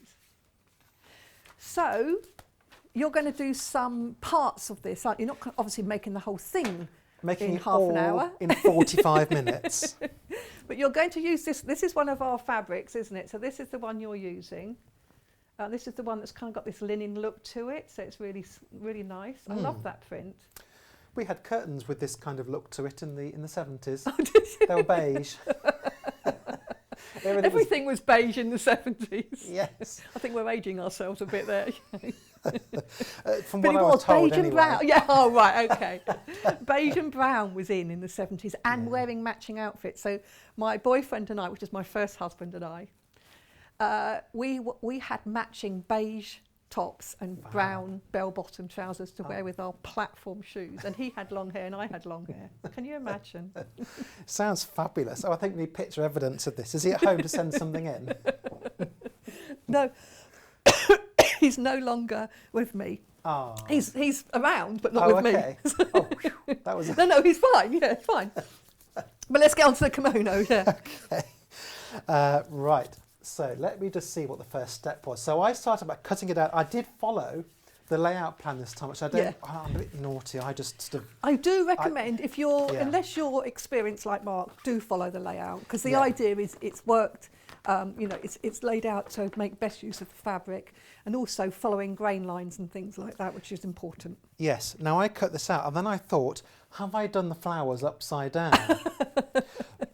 And I think I might have done because they've got these little stems. You may not be able to see it very clearly on the screen, but they've got these little stems, but they're going up, not going the other way. But the important thing is consistency. Exactly. So if you make a mistake like that, just keep doing it all in the same direction, and it won't matter because no one will notice. But if you change direction halfway through, everybody will Yeah. notice. I think, yeah, I've done that. Yeah. I cut out a dress on this beautiful fabric, and it had, like you say, it had stalks and the petals were like that, and I thought, yeah, it's that way.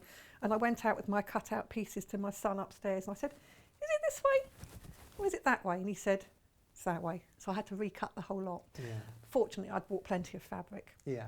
It happens to us all. So yes, if you do buy a directional print, have a very good look at it before you cut it out, so you don't have your stalks going up. It's not an obvious direction on this, but I just looked at it afterwards and I thought, oh, hellfire, I put the stalks going the wrong way, but I think it'll be fine. I think it would be fine, Yes. absolutely. Now it does call, now don't worry yourselves here, for French seams. Yes.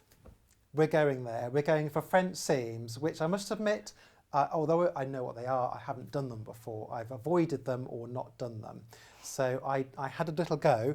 I did one on the shoulder, but although it doesn't ask for it on the shoulder, it only asks for it on the sides and the underarm. I thought, why not do it on the shoulder as well? Absolutely, yeah, definitely. So consistency. I mean, this is the other thing I would recommend is that you read through all of the instructions before you start. Yes. So sit down with a cup of coffee, read through the instructions, get a little idea in your head of how you're going to put this thing together, and then you can follow them. And like you say, why not have French seams on the shoulders? Yeah. It makes sense. I think So so. a French seam is enclosed, the raw edges are enclosed, and you're going to show us how to do one, aren't you? I am. So I've done one already. So you're sewing it twice. So you are using twice as much thread as you would otherwise, but relax. I have lots of it. And so this is what you get. It looks nice on the outside, as we do normally get, but on the inside, it also looks nice. Look at that. There's no raw edges. So normally when we're talking about finishing seams, talking overlockers, flat felled seams, or you can use a zigzag and just trim it close, but you can do a French seam as well. And what you're doing initially is going against what your instinct, which is to sew it wrong sides together. Now let's find which is the piece So, I need. Mark, people are coming in saying, well, lovely to see you again. It all looks lovely.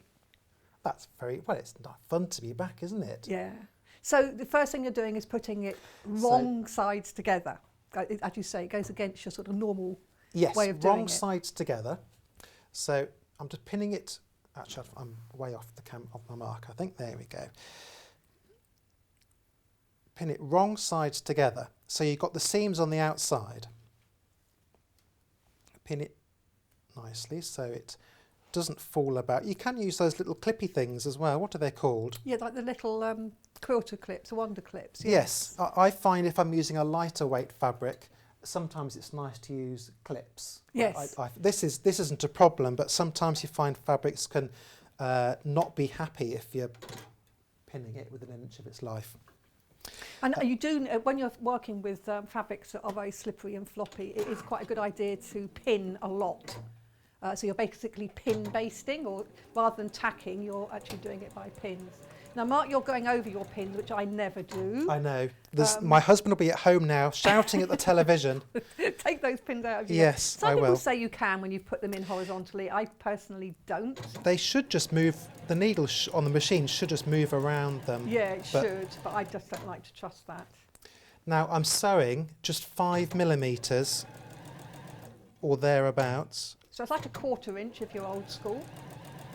So it's inches. you're just doing a very narrow seam to start with. Very narrow, and the narrower your seam, the more impressed all your friends will be with your French seams.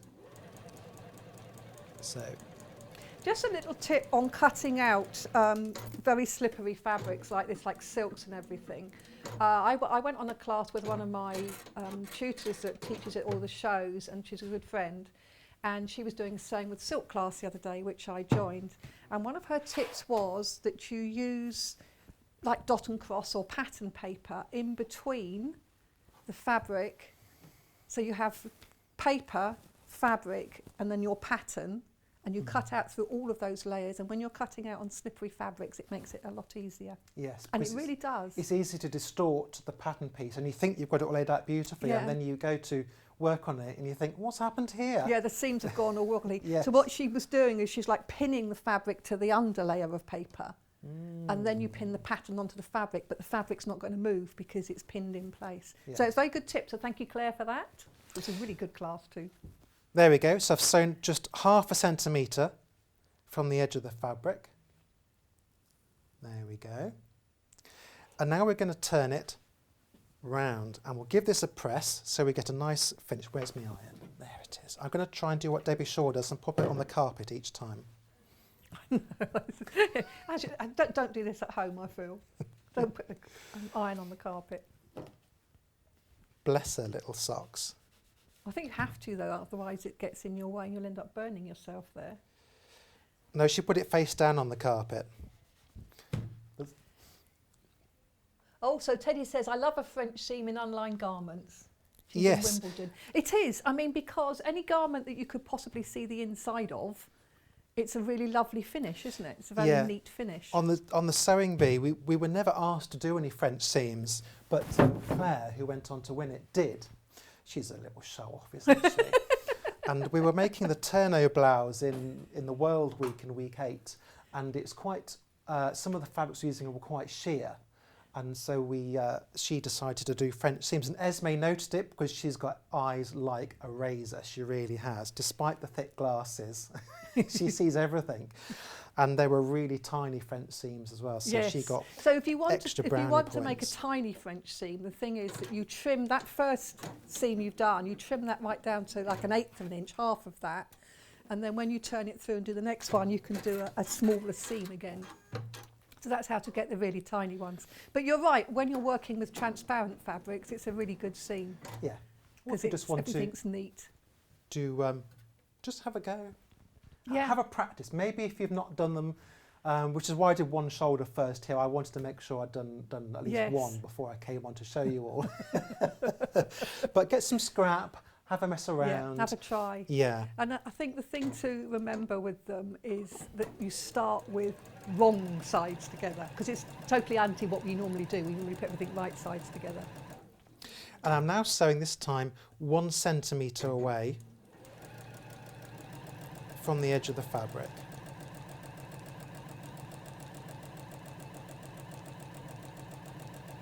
You say you're using more thread, but I suppose you're not really, because if you were neatening them with a zigzag stitch or an overlocker, you'd be using thread then. That's true, actually. I didn't think So, of that. you know, it's not really more. And you do need to neaten your seams.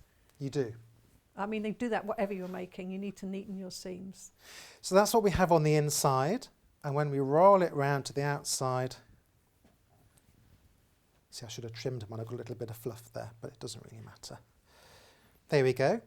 It looks like a regular seam on the outside, and on the inside it's all neatly encased. Now you can sew that down if you wanted. I did do that on the other side actually, but I haven't got black. I did it in black thread, so I won't do that today. Yes, because that can look quite nice as well, can't it? Yeah, Sort of just top a- stitching from the right side. Just a little bit of detail, and there we go. Now when you go, now normally you use a French seam on a straight seam or a very slight curve, but you can do it on a curved seam, but you do have to snip into the curve on that after that first row of stitching in order for it to sort of bend in the curve nicely and reduce that first seam right down. Are you going to quickly do that, did you say, or did you want to move on to something else? I'll move on to the next bit now. Okay. So I won't top stitch it, but I top stitched the other side in black when I was So you practicing don't at want to home, spoil it. and I've got white on here, so I didn't want to have to unpick it and change it later. But you could do multicolour stitching, there's no reason why not. So sleeves next. I've already put one sleeve in. How did I finish this? Oh, I did this with a zigzag stitch. I finished this one, which is something I tell people they can do. I've never actually tried it myself. I think that's quite good to know, because obviously not everybody has a fancy machine, and or if you're a beginner, that's quite an easy thing to do, a zigzag stitch. There we go. So I just sewed a regular seam, and I then just did a zigzag stitch, and then you just trim it down close to the edge. Close to your zigzag. Yeah. And that's as easy. That's and nice and quick and easy way of neatening your seams. You can get, some machines have an overcasting stitch on them as well. Usually with your over edge foot. Yes. So on the Juki it stitches 7 and 22, I think it is, off the top of my head. So an over edge stitch will have on the left hand side, I have to work out my right from my left, a straight stitch, and on the right it zigzags over, which goes over the edge of the fabric. And that's what the stitch will look like. So if you look on your machine, looking for straight on the left with a zigzag going on the right. And there's usually a special foot to go with it as well. Yes. So it has an extra little prong. It does. So that holds the edge of the fabric flat, and you also usually have a guide to butt up against. So if you've got a foot that's got a little prong in it, in the aperture where the needle goes down towards the right, that's probably your over edge foot. Yeah. And it sews around that little prong as well, which I had a little close exam. It's very clever. It is, because you can use that stitch with your regular foot, but the fabric can sometimes bunch up as you sew, and that little prong keeps it flat. That's what it's for. So you're putting the sleeve in with the front and back not sewn together yet? That's it, yeah. So that's a nice easy insertion for seams. It's a much easier way of doing it. You could do it on the round, but I don't think there's any real need to, really. So I've pinned it in the centre. I found the centre of the shoulder seam on my pattern piece, and I pinned it at each end. I then just go along. Some of these pins are a bit bent. Who's been sewing over them? We have got pins on this hour too, which will be on the website if you want. We have quite a cute little pack, so you don't have to use pins. And actually, you know, pins are something people forget to replace. But like needles, they blunt or bend as you're working with them. So do get new pins regularly. They do. You can hear the fabric sort of make a popping noise, can't you, when it goes through sometimes. And if you're not careful, some fabrics you can cause a run in them. Yes, I have had that. The pin snags. Yeah, and particularly if it's like a printed fabric, it can. I presume if you're trying to push a pin in and it doesn't want to go, discard it safely. I use a Tic Tac box.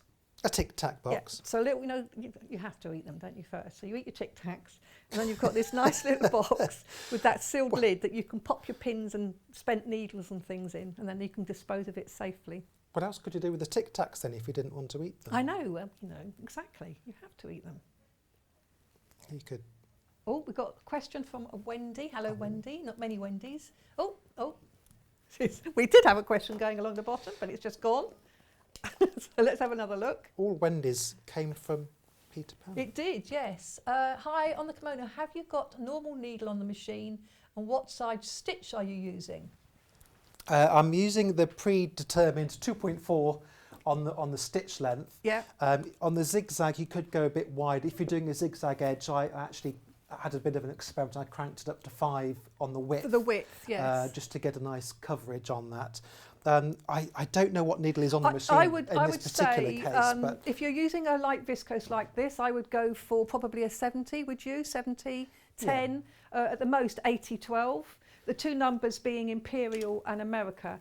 And last time we worked out which one was which, and I've completely forgotten them again. My blonde moment going on. So you'll find two measurements on your needles. So just a regular universal or sharps needle, size 70/10, which is for lightweight fabrics. Or if your fabric's a little bit heavier weight, you can go for an 80/12. That's the needle you need. Talking about needles, do replace them regularly. Every 8 minutes. Every 8 hours of sewing. So after every garment, you should really replace your needle. And certainly, if you can hear, you can normally hear when you've got a blunt needle in the machine, because it starts going thump, thump, thump, thump, thump as you're sewing. So it's time to replace. blunt needles can cause skip stitches, it can snag the fabric, it can cause fabrics to bunch, etc. So a lot of the problems you get with a sewing machine are blunt needles. Don't blame tension. Don't blame the tension. Yes, please don't fiddle with the tension. Today's modern machines, the tensions are so forgiving, you very rarely need to change them at all. Now it's a 1 centimetre seam allowance on this garment. Okay, so there's only a one. So that's again, that is worth looking at the pattern before you actually get cracking, because each pattern will have a different seam allowance allowed. Yeah, she has written it on this one. So it's written on this one, I so think you it's know. written on the pattern pieces itself. Oh, but is it? So that's yeah, handy. I mean, a lot of patterns do have 1.5, but one's also fine, but just take a bit more care Yeah. when it's going through the machine. And do remember, you know, this is a loose-fitting garment, so if you do struggle to get it to go through the machine, there's a couple of tips you can use. You can put some tissue paper underneath the fabric, particularly at the start of a seam, and that will help prevent the fabric being pulled into the feed dogs. Or you can start a little further in from the end. So start sort of a couple of centimetres in, go forward 2 or 3 stitches, holding the threads, go back to the beginning and then forward again. And again, that helps prevent it being dragged into the feed dogs. I mean, I think as a loose-fitting garment, if you wanted to do a 1.5 centimetre seam, it probably wouldn't make an awful lot of difference, no, I don't because think. there's only a couple of seams. It's not as if you've got lots of seams all around it, is it? If you're doing something more complex, like a shirt or something, then or a blouse, it might make a bit more of a difference, as I found out before when I've done that. Here we go. Where's the end? Come on.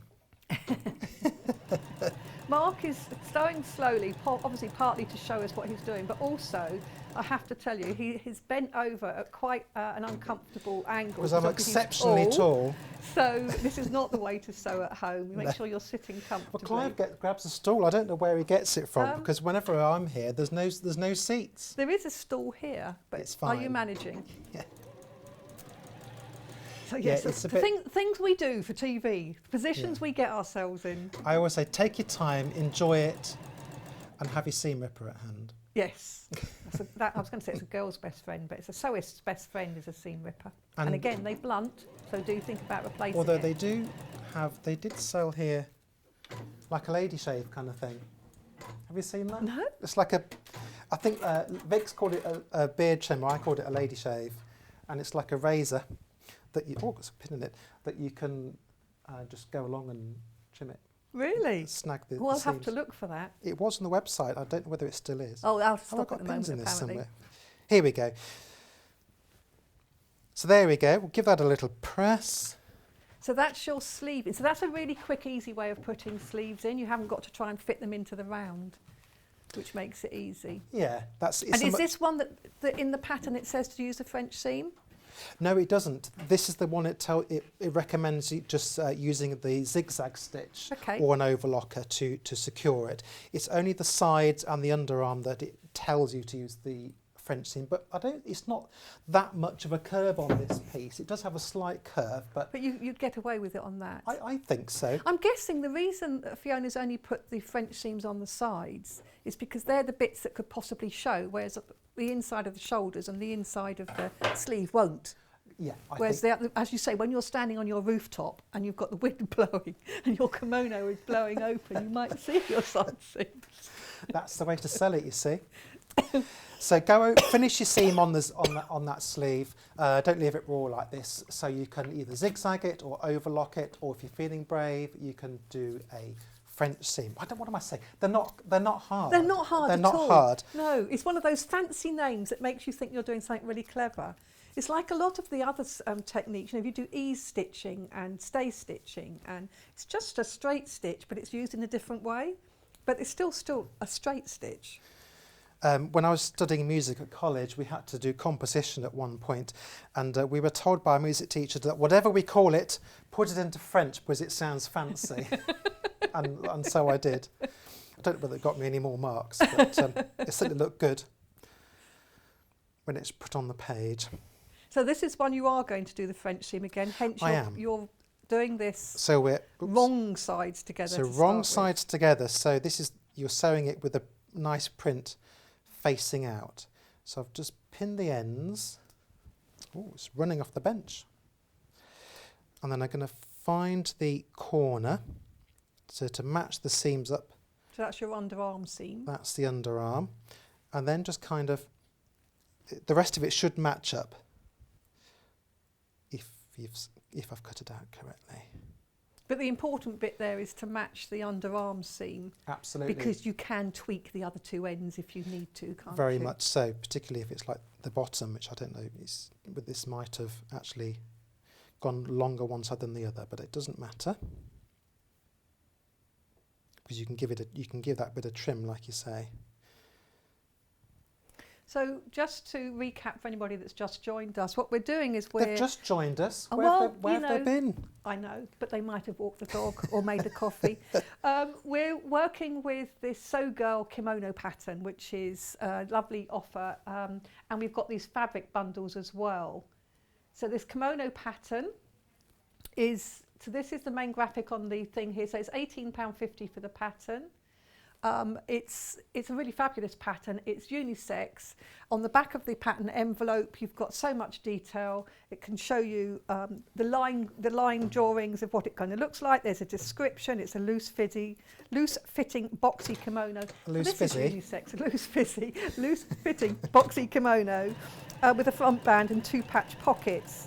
So, and it's got French seams. It's suitable for beginners. The instructions in there are very clear, beautifully illustrated with line drawings. So half the stock of this is already gone. It is a lovely pattern. It's one that you can use again and again and again. And of course, you know, you can use this as a cover up for indoors. We've got some lovely silky fabrics to make it as a really lovely gown. Great beach cover up.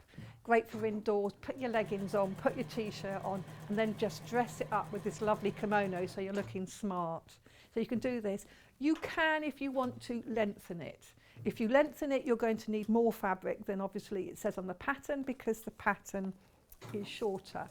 But if you go to the Sewgirl blog, which is Fiona's own blog, so Fiona, the designer of the patterns, she has got lots of hacks and lots of ideas on how you can alter it to suit you, to make it slightly different.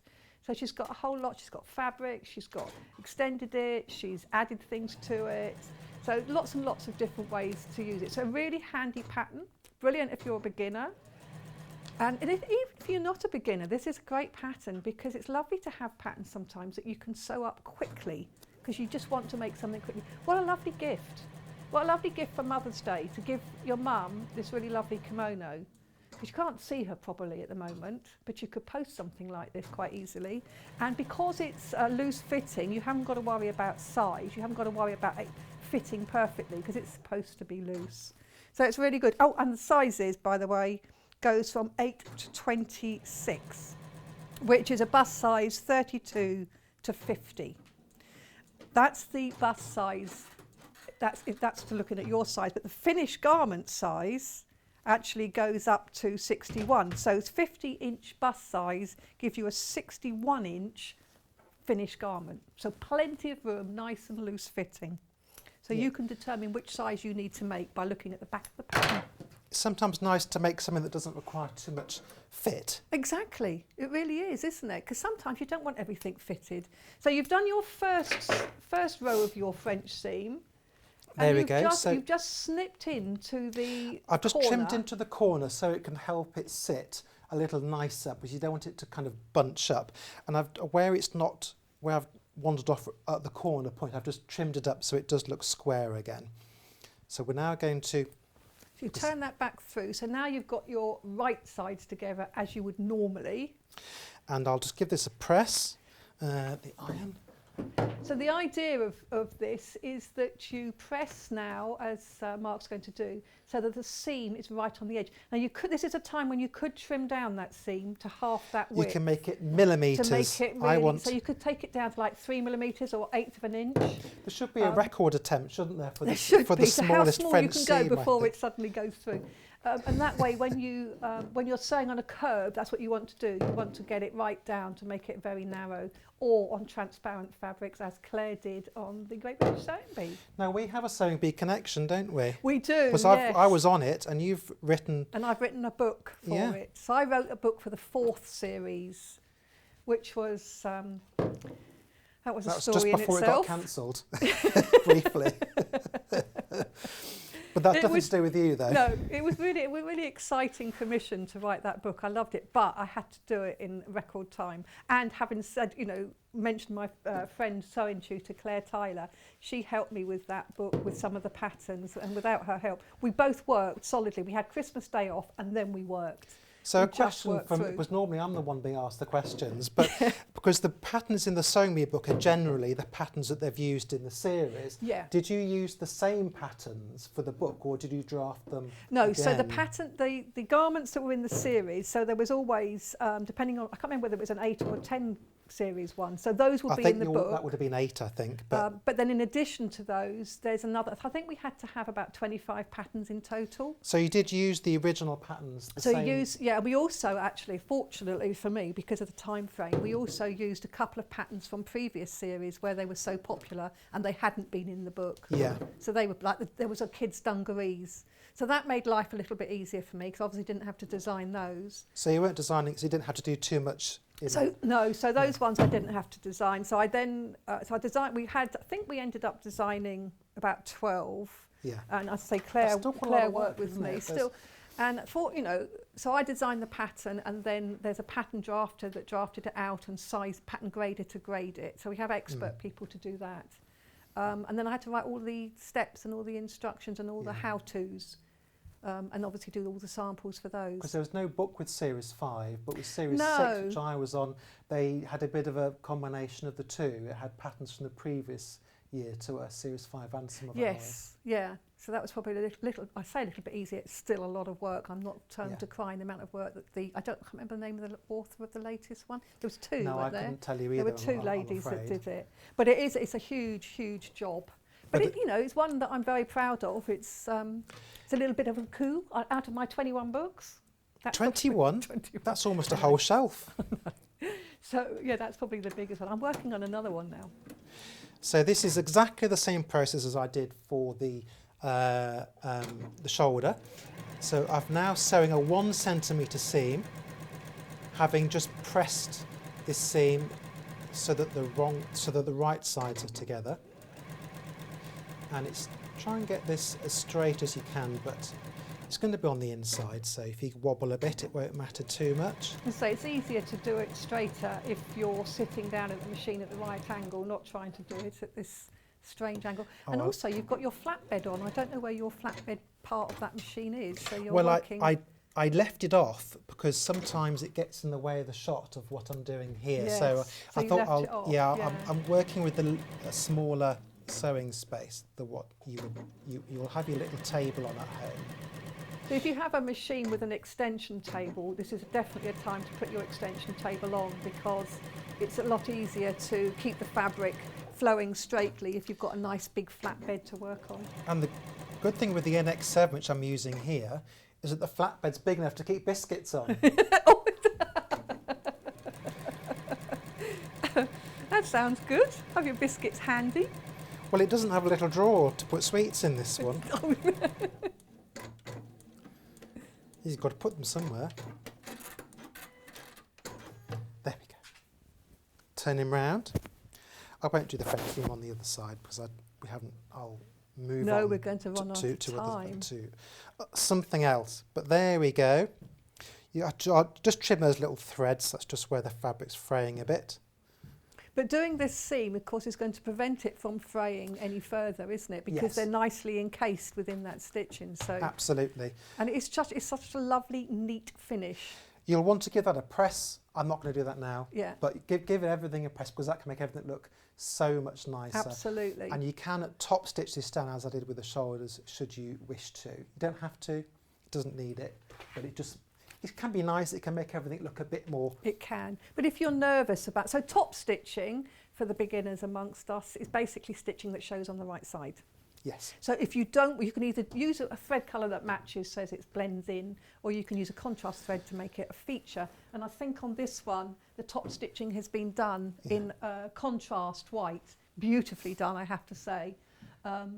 And So top if you- stitching is something people can be a bit nervous about sometimes. They can, because they're worried that they're not going to get straight lines, Yeah. etc. But if you find a point on your machine and line it up with it and just keep it like the edge of the foot or a line on the machine or put a piece of masking tape on your machine, then you shouldn't have any problems, and just go slow.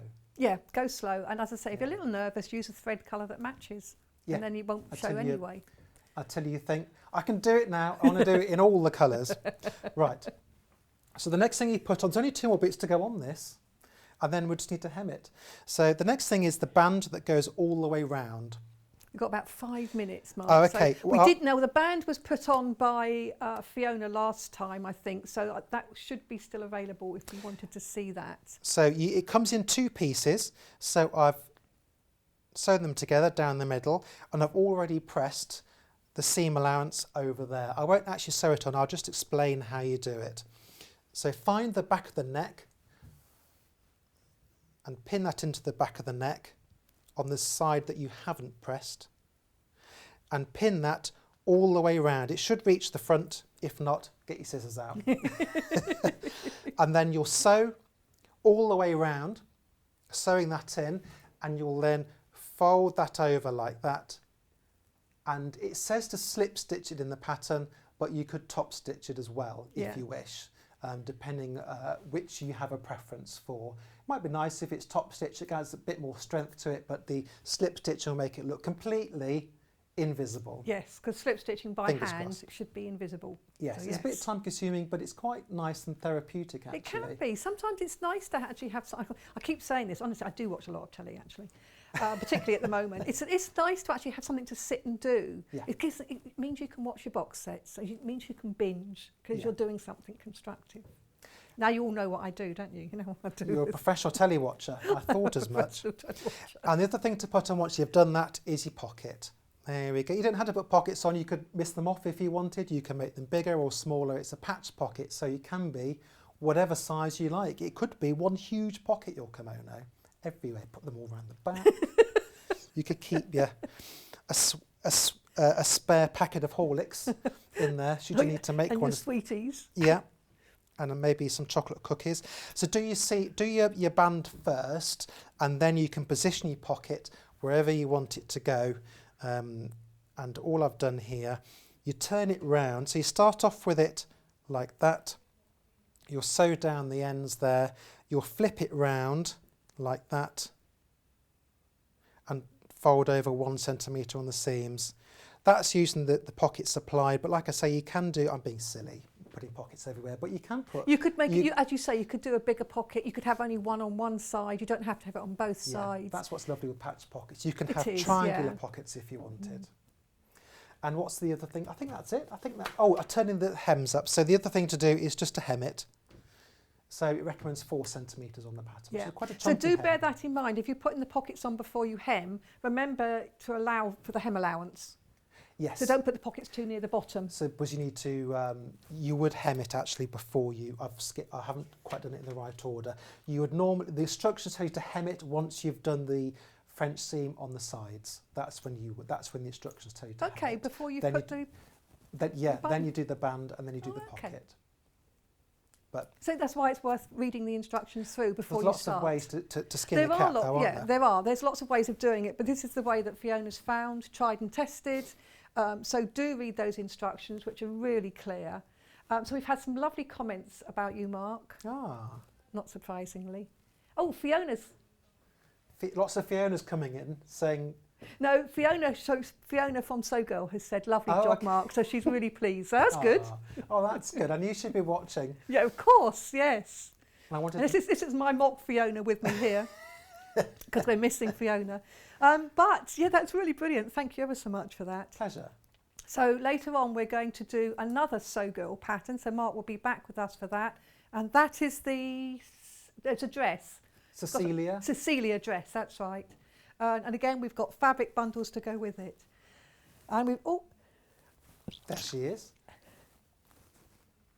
Are you exploding? my throat gets really dry. There she's twirling away, look. Yes. And that's a really lovely pattern. It's really loose fitting. Yeah, I was saying to her when I saw that last time, I would actually not belt it round the front like that. I would actually take the belt round the back. Yeah. Because Well, the I belt's don't need the separate. extra bulk. Yes, I'd say I So don't you need the can- extra bulk at my front. That's where my weight is. It doesn't show. Not from here, anyway. So this is at 11, and the pattern's on pre-order, so you can get that all ready.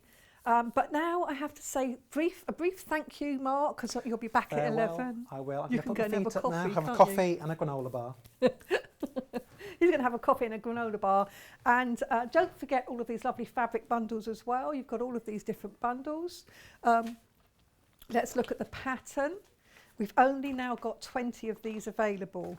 So this is a very good pattern for beginners, but also for more experienced people. It's a kimono, which is a unisex garment, and it can be made for all sorts of things in all sorts of fabrics. Size is small to extra, extra large, which in our terms is 8 to 26, bust size 32 inch to 50 inch. So it's a lovely big size range, and the fabric, the pattern inside is made on good quality paper, as Mark said, so you can use it again and again and again.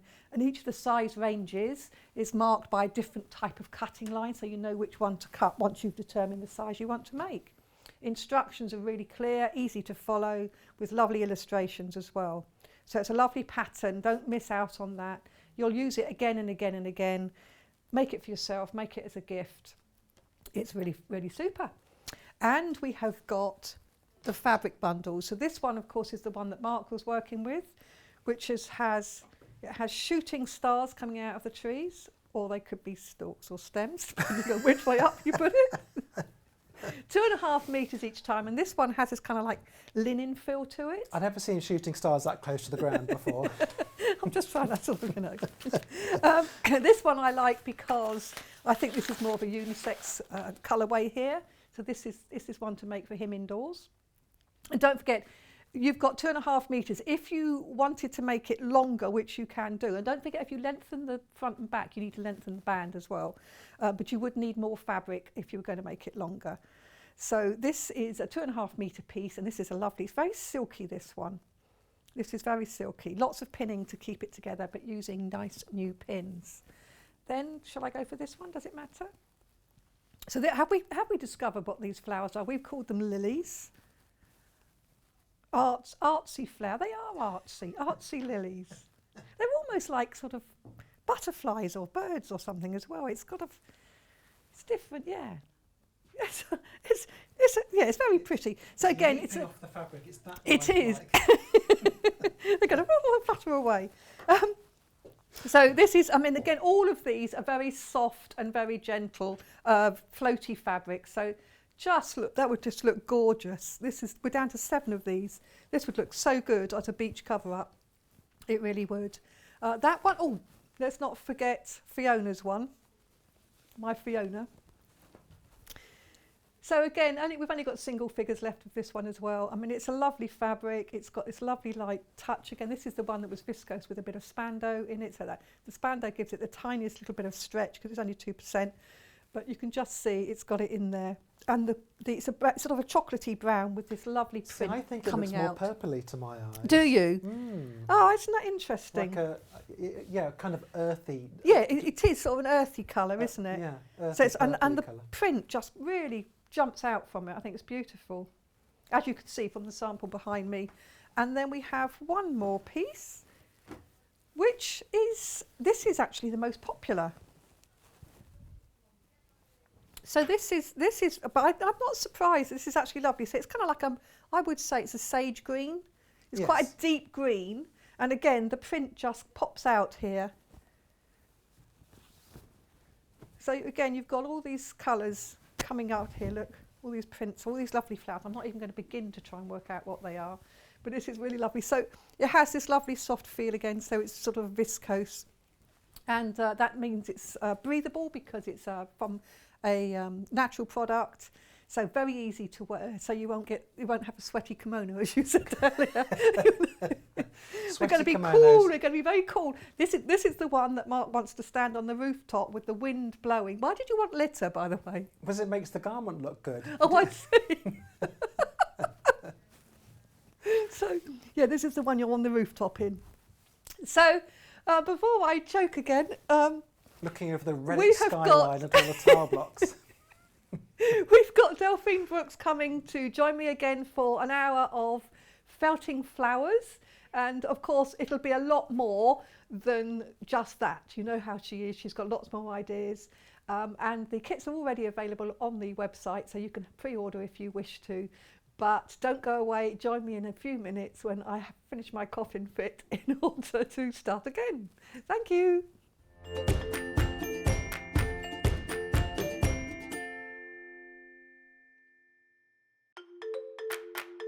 Follow Sewing Street and Yarn Lane on Facebook and Instagram to keep up to date with what's coming up on the show, as well as being the first to know about our amazing offers. Get involved with our competitions that are exclusive to social media.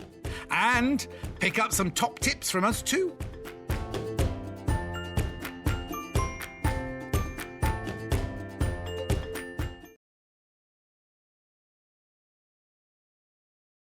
Hello everyone, I'm Delphine Brooks. It's so great to be here and part of the Sewing Street family. I'm local, I'm only down the road in Warwickshire. I started sewing many years ago when I was very young, doing lots of art and painting, and eventually I went into textiles and I really enjoyed doing the two together. I then had a bit of a break. Something you don't know about me maybe is that I spent many years in the Royal Air Force and eventually in the police as well. And then I went full circle and I've come back to my happy place of sewing, and which I really enjoy. My best sewing tip is measure twice and cut once. I have chipped up a couple of times by not measuring properly, and I do always regret it. So now I always measure twice, cut once. Anyway, I really hope to be with you again soon, and I look forward to seeing you again soon. Thank you.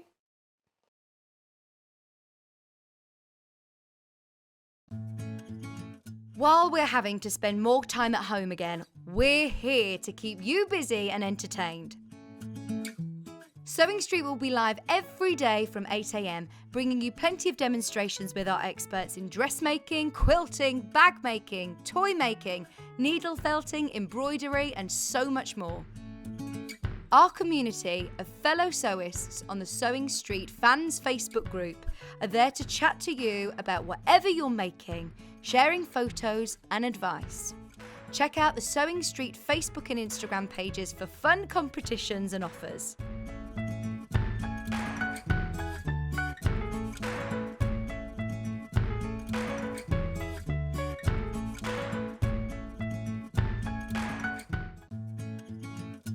Stuck for ideas for the perfect gift? Why not get them a gift card? You can buy Sewing Street and Yarn Lane gift cards loaded up with anything from £10 to £500. Shop our gift cards online at www.sewingstreet.com or www.yarnlane.com, or purchase them via our UK call centre on 0800 001 44 33. In need of a crafting fix? There are so many ways you can watch Sewing Street and Yarn Lane. Sewing Street is live from 8 a.m. to 1 p.m. every day on Freeview 72 and Sky 670. Alternatively, if you want to watch us on a tablet or on the move, you can tune in on our YouTube channel, the Sewing Street app, or the websites at www.sewingstreet.com and www.yarnlane.com. You can watch past shows on Sky 670 from 1 p.m. every day, as well as our YouTube channel, the app, and our website. Yarn Lane is on from 12 p.m. to 1 p.m. Visit our programme guide to find out when and what's on. So you never have to spend a minute without us. Follow Sewing Street and Yarn Lane on Facebook and Instagram to keep up to date with what's coming up on the show, as well as being the first to know about our amazing offers. Get involved with our competitions that are exclusive to social media. And pick up some top tips from us too.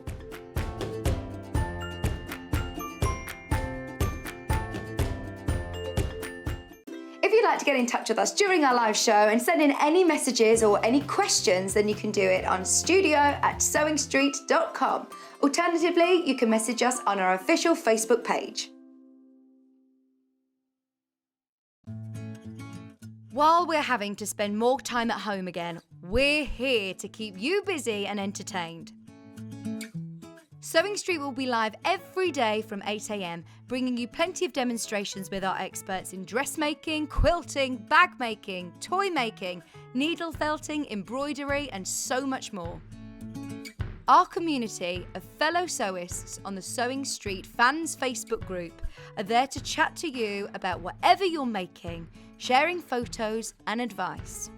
Check out the Sewing Street Facebook and Instagram pages for fun competitions and offers.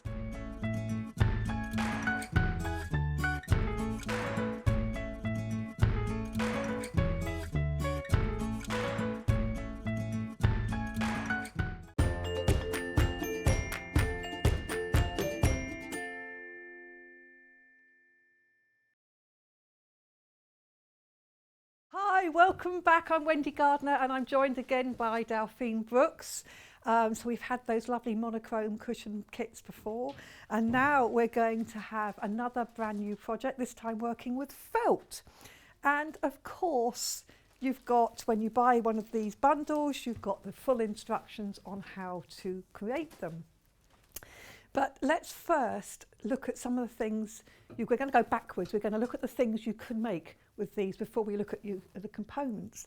So look at these things. I mean, it's supposed to be felt flowers, but Delphine, of course, has gone above and beyond, and she's got this really cute cushion here, which has got and these are like 3D flowers, so they're sort of protruding, very simple little flowers with a little bit of machine stitching to make the stems of them.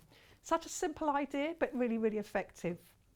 On my other side, I have now got, look at this, little owl. And we're going to work out this. So there's two different bundles of the felt. One has got them all autumnal colours and the other's got all the brights. So you're going to work on the brights to make an owl this time, aren't you? Just to show you don't have to be traditional. Isn't that a really cute little owl? And then again, some little flowers and some leaves. So there's a lot of things you can do. So although this is kind of like felt flowers, it's actually much more than flowers. But look at this one. This is really good value. And this is another little idea. Now this actually, should I put this, can you see this okay? This is, she just put all these, that's me with my wearing it. Look. All these different flowers, now all these, how to make these flowers are in the kit.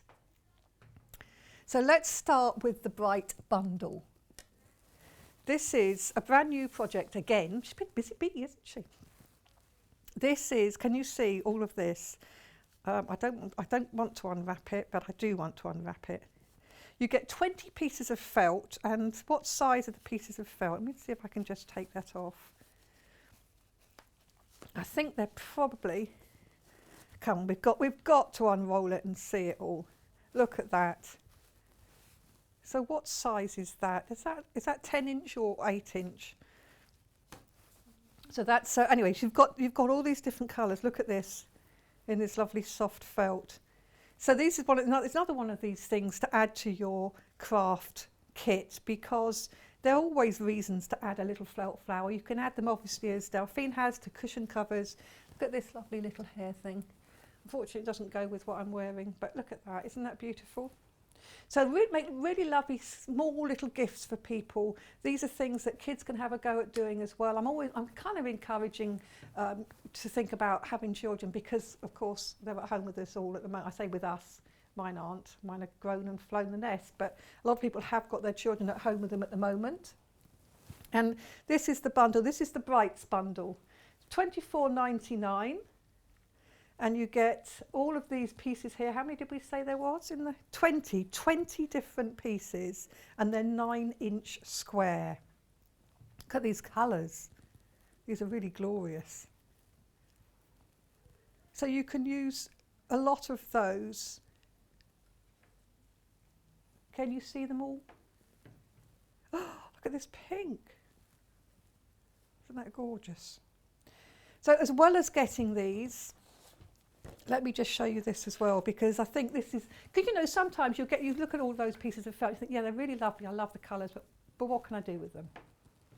Here we are. This is what you can do with them.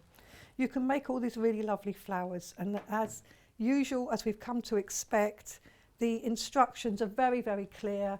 cleverly illustrated here with photographs, step by step, all the way through, making each of these flowers. And they're not just simple cut-out petals. There's lots of different ways of putting these together. Now, I know you're also working with a glue gun as well, aren't you? Mm-hmm. So the glue gun is on the website and is for sale. A marvellous piece of kit, a glue gun. And of course you can buy replacement glue sticks because once you've used it, they've gone. So that's worth having. So as well as all the individual flowers, now getting creative and putting them onto an embroidery hoop. Guess what? Embroidery hoops are for sale as well. So the wooden embroidery hoops are really nice. And then going through, we've now got some other ideas. So we've got an owl cushion. Look at this. All the components that you need to cut out. Am I preempting? Yes, as I thought, with the templates at the back. I hadn't looked at it before, but now I just knew they'd be there. So you haven't got to try and work this out yourself. The templates are at the back as well. You can create this really cute owl and all the instructions on how to put it together to make your very own little owl cushion cover. And of course, a happy flower cushion. This is our happy flower cushion. So you've got that one as well. So you've got all the individual flowers, ideas on what you can do with them, and then you've got how you can use them to make cushion covers and the instructions on making the cushion covers. You get all of that, plus of course here, as I said, the templates with all the bits that you need to put it together. That's what you get in your kit for £24.99. That's the bright one. And then the other one, exactly the same instruction manual. But this one is more sort of autumnal colours, I think. Exactly the same instructions. And this time, again, you have 20 pieces. I mean, there's a mixture of sort of the really bright colours with softer, more natural almost, more sort of nature inspired these. If you want to be more natural and more kin to your nature, look at these. They feel lovely too. They're lovely because you get different types of felt, don't you? So 9-inch squares. What did we say? 20 of them. 20 9-inch squares for £24.99. I'd like to be able to work out how much that is per square, but my maths isn't that good. I'll leave that to Hannah to do and tell me. And look at this mustard and then a softer. So they're all beautifully colour coordinated.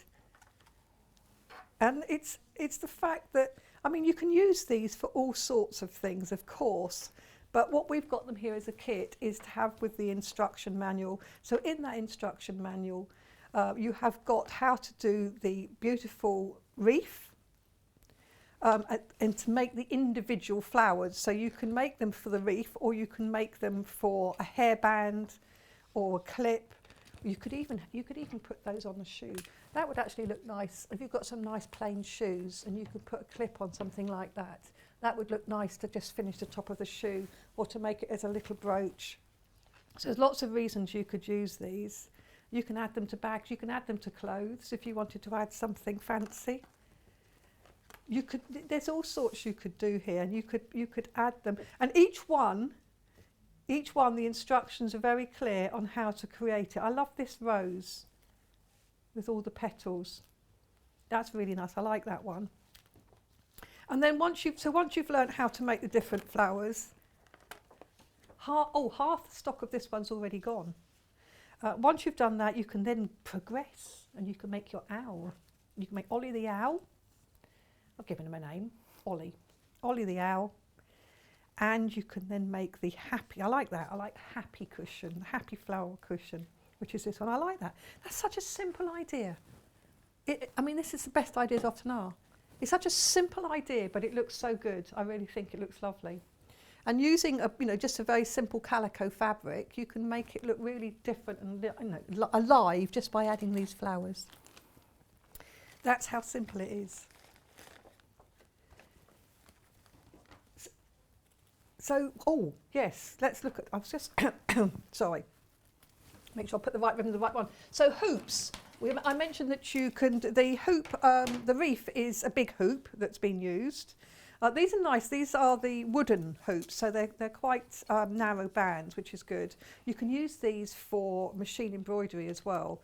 if you put your fabric in there, and then you can move it around without getting your fingers too near to the side. So there's lots of use. It's not just embroidery. And Delphine's used it for the wreath. Have you used both bits of it, or just? I did use both bits. Okay, Yeah, so but you yeah. can just use one bit and then get 2 out of it. Yeah, so you could separate the two, and you could get 2 out of it because you don't need it. So the point of this is if you're doing an embroidery and you put the fabric between the layers, and then you tighten the screw. So this is the large one, which is 24 centimetres or 9.6 inches. So that's the large one. And then the next one down, this one is a 14.5 centimetres or 5.8 inches. So that's, funnily enough, it says 6 inches on the inside there. So that's a nice little size too, actually. And you know something else I've seen? I've actually saw this at Hemline's office, so the haberdashery company. And what they had done is they'd put different fabrics in each of these hoops, different size hoops, and just had a display on the wall of fabrics in lots of hoops. Oh, It looked really Yeah, nice. really I thought I could effective. see that at home, but you could embroider on some of them, you could put flowers on some of them, but just have loads of hoops sort of hung up as a display, different sizes. I think it looked really lovely. very arty. And this one, look at that. So look at, I mean, I like the fact, are they all priced separately, these? So you can buy them separately, or you can buy 3. They do, I mean, you should always do things in odd numbers. They always look better. So things in odd numbers, I don't know why, but they do. So 3 is better than 2 when it comes to things like this, not in a marriage. But when we're talking about hoops, 3 is better than 2. So is this the little one? This little one is $3.99. This is a little 4-inch hoop, or 10 centimetres, 10.2 to be exact. And again, they've got the little brass screw to tighten them up if you want to use it as a proper embroidery hoop. But if you don't, as Delphine has said, you could actually separate the 2 bits, and you've then got 2. You can do 2 little things. I've got to trap that back in there again. Oh, we're going to show the glue gun graphics that Delphine is using. So again, this is a nice little bit of toolkit to get inside. It's $10.99. That's for the glue gun. It comes with its own little stand, and it does have glue in it. Mm-hmm. You have glue sticks, you see, and you sort of put them in the end, and as they're used and melt, they go down. And then we've also got, not that this is particularly visually good, but we've got a pack of glue sticks as well. So you get a pack of sticks which you can pop in once you've used what's in the pack. So these are $2.99 for a spare pack of glue sticks. So all of this is really popular. These kits are really popular. So shall we have a look at something being made? Yeah. I think that would be nice. I think we're all champing at the bit to actually see you make one of these. Oh, well, I'll show you a few because there's quite a lot to go through, and I also want to show you the owl as well. So, oh, please, yes. But the bigger flower, the one that's really, really pretty, that's in the instructions, but that takes a bit longer. So I'll show you. But the instructions are very clear, Yep. all step by step. Yes. Yep. So first of all, I'll show you how to do the little ones that are on the happy flower. Yes, this little one. And the one on the owl as well. So I've provided templates as well, so different sizes, because it doesn't have to be a uniform size, but these are the 2 sizes that I've used, the red one and the blue one.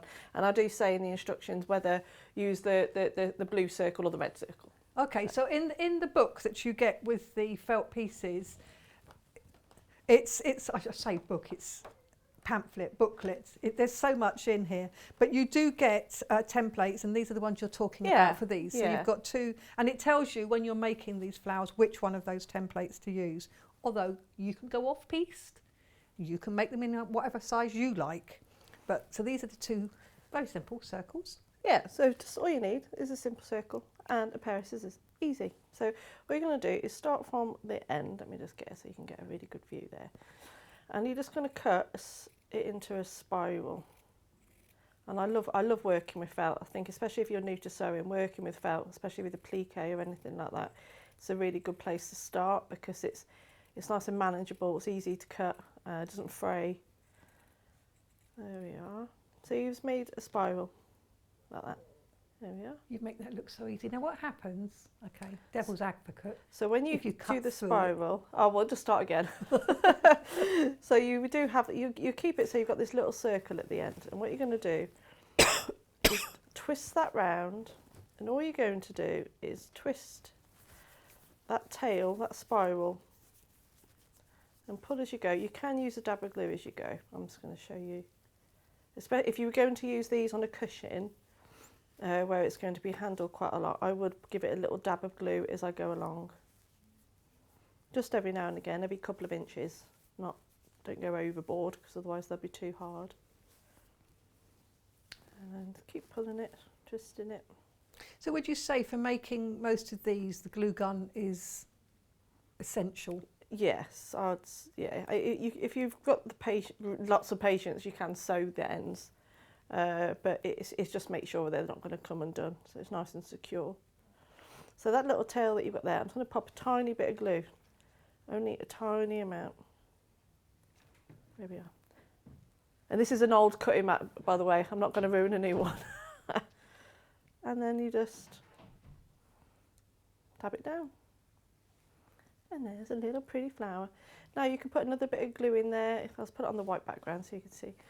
Now you can put a little bit of glue in there and you can pop in a little bead or a button, or just cut a little simple circle and put that in the middle as well. That's what you've done on some of these, isn't it? On the owl cushion, you've got Yeah. a little tiny green piece in the middle. So I'll show you again. It's just cut a spiral, and if you wanted to, it doesn't all have to be uniform in size either. You could even do a little bit of a wave in it, and all that will do is just signify a few more petals. So it doesn't have to be perfect, so don't worry about drawing on it or anything like that. It's, if anything, maybe by doing it a bit more jagged, it will add to the overall appearance of it. So give it a pull, twisting your finger. So really good thing to do with kids at home. If only my two boys were interested in crafting. Why won't they want to make flowers? Oh, well, I can't get one off a screen. And mind you, Louis, he's quite arty. He likes getting these felt tips out and he's doing his drawing. Both mine were, I have to say. Were they? They were as children, but now they're adult, they're not quite so inclined. No, I can't even work the telly. I have to get my 9-year-old to help me. Well, you say that. I had my power turned off to have a socket put in the other day, and so the cooker clock's come on and it's wrong, and I thought I can do this, so I tried to reset it. All I managed to do was put the thing on timer, which is not what I wanted to do. I wanted to actually, make it a clock again. Yeah. So it's completely wrong. So I like you say, I need to get one of my sons round and say, can you set my time Set for the me? timer. And show me how you do it, so that I know. There we are. They can just work these things out though, can't they? Oh, they're like sponges, aren't they? There we are. 2 little flowers. Let's put them aside. So quick and easy to do. Yeah, and you can do bigger ones like we've seen on the hair clip and also on the hoop as well. It just go for the bigger circle. So obviously the bigger the circle, the bigger the flower. Yes. It's so simple. Yeah. So that's And I how like we the do way. those Okay, two. so I don't know whether you were planning to, but can you just say how you stitched it onto the cushion? Yeah, so when you come stitch these on the cushion, first of all, make sure that they're completely dry. Now, when you do come and put it onto the cushion, I know we usually go right through from the back and through the flower. First of all, you're going to have to make sure it's a very sharp needle, but hold on to it. So don't hold it here on top of the cushion, hold it like that. So you do need to be careful of your thumb, because what you don't want to do is push the middle through and then the spiral to come loose. Especially for the first couple of stitches, you just want to make sure it's secure, and that's not going to happen. Okay, thank you. So yeah, make sure you hold on So to that time you're using a very sharp needle. Yeah, sharp pointy needle, needle. because you've got quite a few layers to go through, and yeah, just make sure that you push by holding the flower, because you don't want your spirals to come. You don't want Maybe to undo all your hard if work. you're a bit concerned, put a A thimble on thimble, your thumb. yeah. So that if you do push it up, it's going to hit the thimble, not your thumb. Yeah, you don't want a needle going right through your nail. Oh, I've done that before. Okay, so next one, I like these. These are really, I really do. sweet. Do you know they remind me of like chef's hats? Yeah, they do, don't they? Yeah. So these are, you could use these for all sorts. I think they're really cute, those ones. They're really cute and really, really simple to do and quite quick. So I'll show you how to do these. So for the bigger one, you get your piece of felt, and oh, that's your nose. And all you're going to do is fold it in half. So from So do the instructions tell me how big a piece of felt to yeah, get? it gives you all the instructions on different sizes as well. Yeah. And all you're going to do is get your scissors again and do little snips, but not to the bottom, not all the way through, but about 1/4 inch. So do lots of little snips, but again, don't go to the end. And you keep going along. There we are, so a nice sharp pair of scissors. It's when good embroidery scissors come into their own, isn't it? You know what it reminds me of? You know, I don't know if you still get on pork chops. You used Oh, to I know get what you mean, yeah. Those little, at the end of a pork chop, you used to get those little white things. We go to the fancy butchers. So all I've done is put a little bit of a glue inside here just to stop that from unravelling. So you've got all your bits and it's all been cut up. And all you're going to do is roll it up. Nice and tight. There we are. Rolling it up. And keep it nice and tight.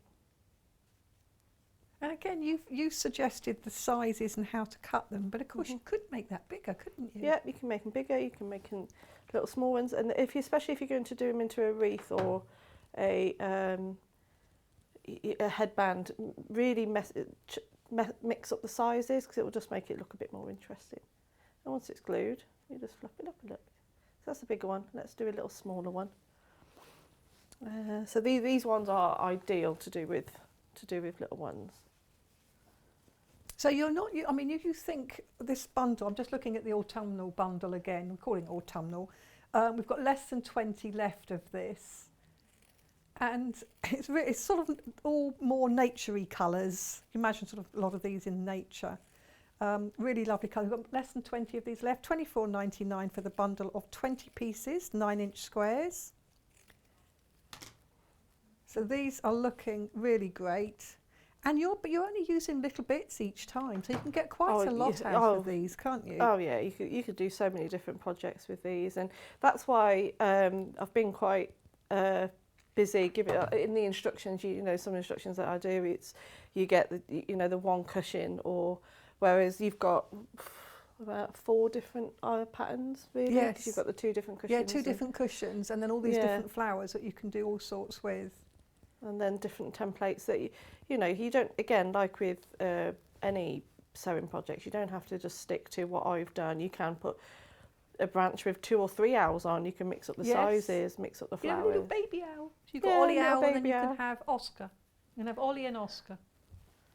Give that a bit of a glue. I like a bit of alliteration. And give that a... So it's just a little bit of glue. If you don't, I mean, you're using that because when you're using the glue gun, the glue, because it's hot, it does kind of sort of drip out the end, which is why careful what surface you're using it on. But an old baking tray would be perfect, wouldn't it? Yeah, you can get those ever it so cheaply from pound shops and things. I just had it on a little wipeable, one of the children's dinner mats. So I just had it on one of those. Hannah's just asked me if you could use an applique mat. You probably could, but I wouldn't, because it has got a bit of a weave, although it's covered. I'm not. It might sink into that. Yeah. I'll just use something you can throw away. Yeah, something you can throw off. away. Or as I say, just keep an old baking tray in your kit, and you can always use anything like that in that because it doesn't matter, does it? And it peels off when it's hard anyway. Yeah, it does peel off when it's hard. So we're going to make, this one's my favourite one. I love this one. Yes, that's a nice one So too. we're going to make this. I'm not very good with flowers, so some of you might actually know what these are called. So this one looks really complicated, but it's really, really, really pretty. And if you just put a little pin on there, that's a really nice little brooch with a couple of leaves, or you could put it on a headband, or you could do lots of these for a cushion, like in the one corner. That would look really, really nice as well. So I'm going to show you how to create this little one. So I'm going to do it in red. So first of all, you're going to have lots of these little circles, again, using the template. And all you're going to do is fold it in half and just finger press that down. And now you're going to fold a third to the top, like that, and the other third to the back. So it creates that little S shape. You're going to pop a little bit of glue in there, and then on the other side, just to secure it in place. Give it a little tap, a little squeeze, and there you go. That's one of your petals. Now just pop that to one side, just let it dry. I'll show you again. So circle, fold it in half, press, third up, and then a third behind, like that. A bit of glue. There you are. And a little bit there. When you glue it though, don't go too far to the top, otherwise it will be closed. So you want it to fluff open a little bit like that. And then, so you've got all your petals there. So how many do you need? You're going to need 8 circles, so you'll do 7 petals, but you'll keep one of these back. Now, just so I don't get any glue on the cutting mat, I don't think I'll be very popular if I got any on there. We're both saying we want one of those. That might be a way of getting one. Yeah, I was like, ruin that one. Oh, I'll so just sorry, take that I'll one take it home. home. Yeah. So you'll get one of your circles. Let me just. There we are. So I'm going to pop that one down there, and you're going to arrange them around your circle. So I'm just going to put a little bit of a glue on the back. There we are. And you're just going to keep going all the way round. Little segments. It doesn't matter which side you're gluing, it's just one of the sides. Just one of the sides. They're both the same in fact, Yeah. aren't they? And there we are. So you'll go all the way around.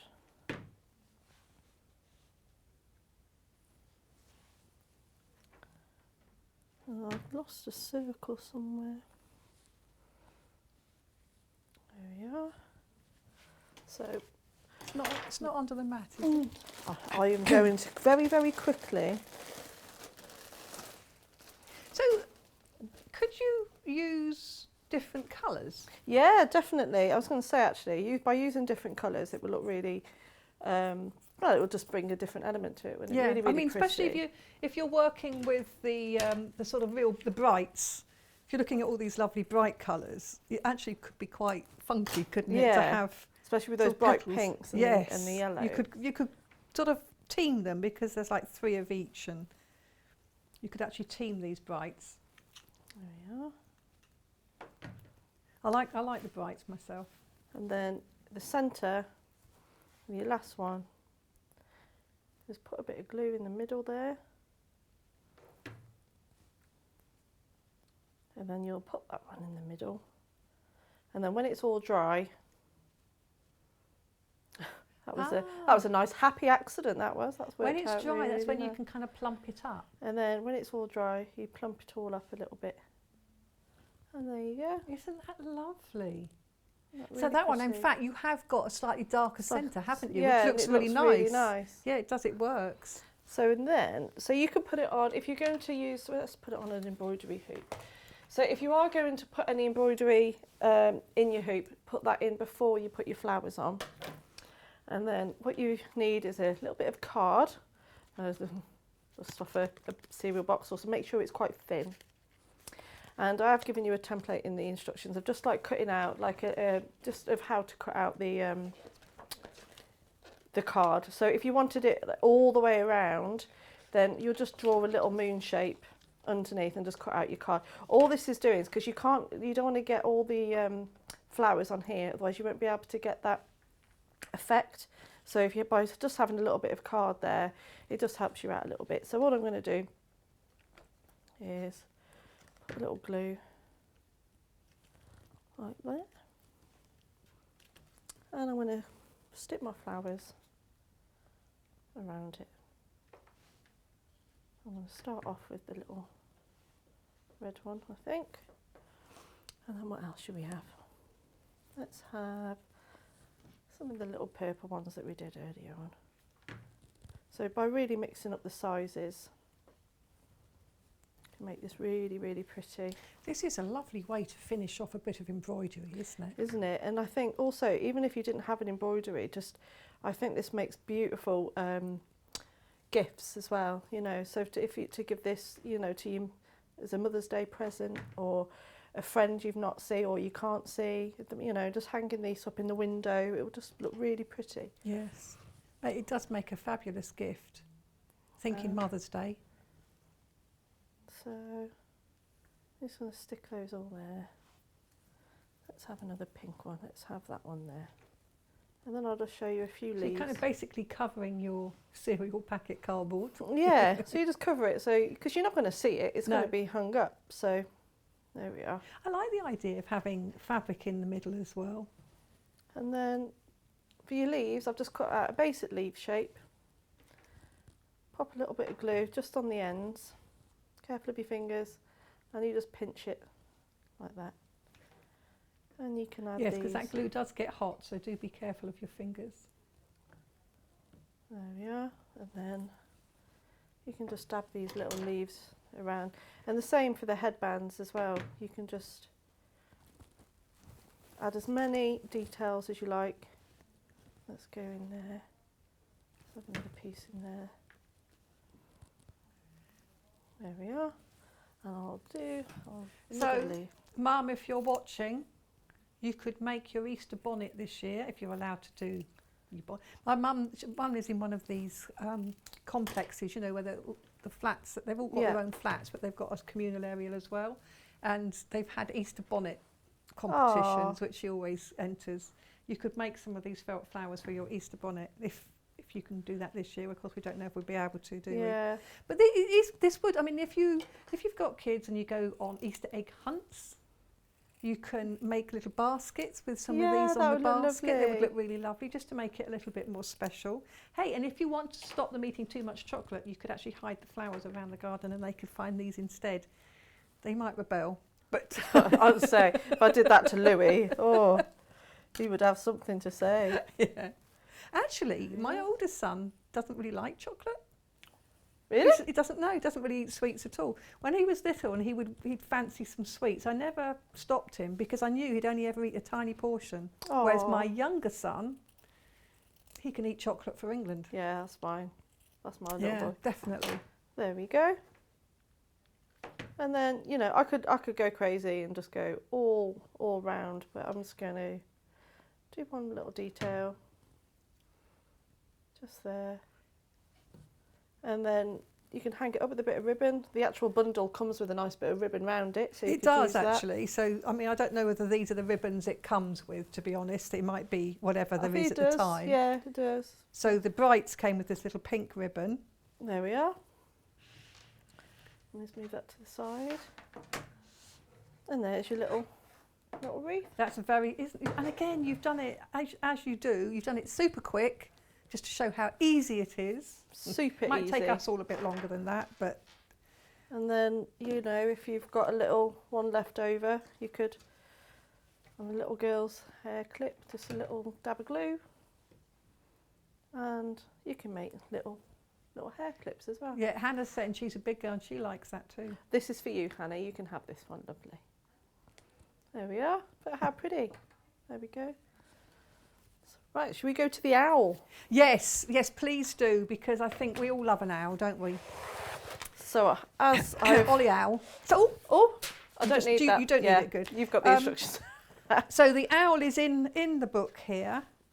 You know, you said that there was that shape for the cardboard in here. I can't find that. Oh, I'm not it's looking in the right I place. just explain how to. Oh, cut okay, it. brilliant. Thank you. I'll just put that one. I didn't want anybody thinking something you've said isn't here. There we are. Let's put you there.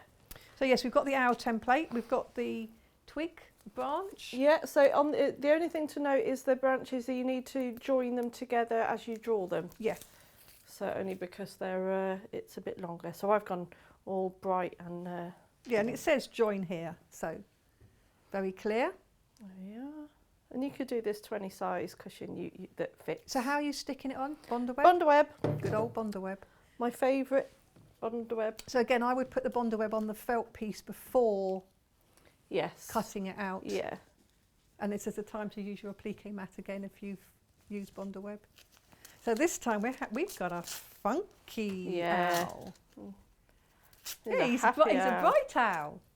There's that song, isn't there? There we go. Put his little body piece there. I like the purple. There we are. And then his tummy. I'll pull those bits off. So have you hand stitched him on? I have hand stitched him. I think he looks. Again, it was something we were saying earlier. I like a little bit of hand stitch and everything. And again, I think doing it round the felt, I think it just gives it that really nice handmade look. But but if you don't want to hand stitch, you don't have to. You can do whatever you like. You can zigzag stitch. You can straight stitch.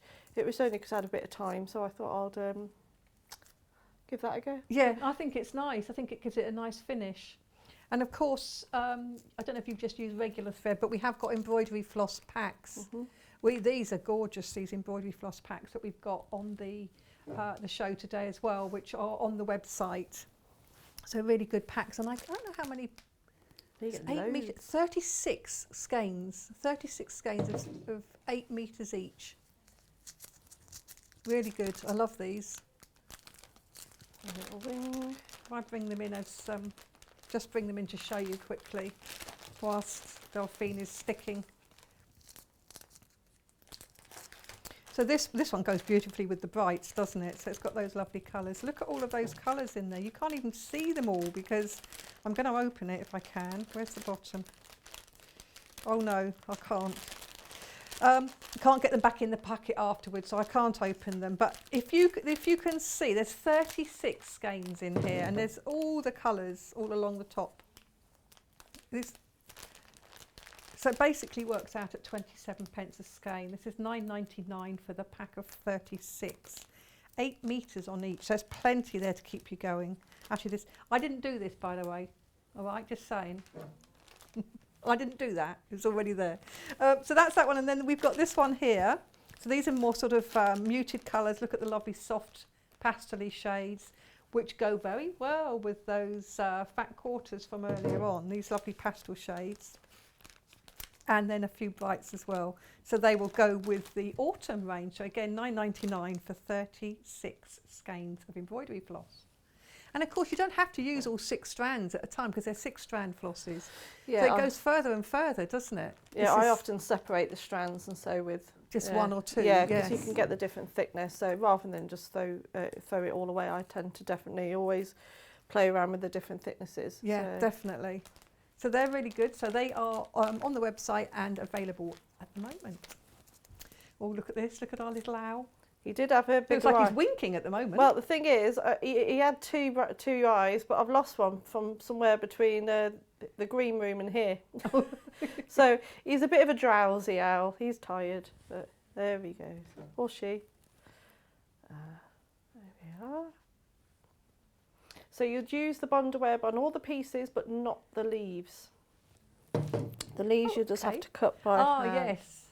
Because I wanted to have that 3D effect. Yes, so the leaves you've just stitched, and you have used a machine, haven't you, to stitch down the centre. But you could do that by hand if you wanted to do the whole project as a hand project, couldn't you? But you can, sew all the way around them, but I just think they look really I like pretty. this. I like the fact that because they go well with the flowers, having that 3D look to them. But and as you say, because it's felt, it doesn't fray. No. You haven't got to worry about that. You can do so many details on there. Oh yeah, this is really nice. There we are. So I'm just going to swap over the glue gun for the sewing machine. I'll be back. He looks a bit squiffy. Oh, her, I think. I think it is a her. I think this is Olive. Olive. This is Olive and Oliver. Yeah, Olive and Oliver. There we go. So what I would do, as I said before, I'd usually go and hand stitch those down, only because I think hand stitching on felt looks really, really sweet. But you can add as many details as you like. Well, you can put a little detail on the wings as well. So then, again, just out of interest, would you put it all on like that? Yes. And then stitch it? Yes, I would. Well, that's what you don't have to, but that's what I've done. Yeah, yeah. So the little leaves, just a little quick. way of showing how to quickly cut one of these leaves. You just cut a little rectangle. It doesn't have to be perfect. It doesn't, you know, because every leaf's different anyway. So you get one of those and you just cut a circle to a point and back again, and you got a leaf. So what I will do with these, you can pin them into place if you want to, but I haven't. Let me just make sure that's down, because I don't want that to come undone when I'm at the machine. Give it a nice press. You say how easy it is to cut those leaves, but actually you have got a template. I have in given the you book. a template So as if well. you know, if you don't feel confident with doing that, there's a template for you. Everything's provided. So you just normal stitching machine. You can mix around your threads as well. So I'll use matching green on those. But you could, especially if you're using the brights, I'd go completely different with the threads. I'd go really, really bright colours. Oh, hello. There we are. So I will get my leaf, pop it onto the machine. Once I'm happy with where I'm going to sew. Where's you? Why aren't you sewing? Is it plugged in? Oh, my little pedal lead just popped out. There we are. Ooh. And you don't do it like that.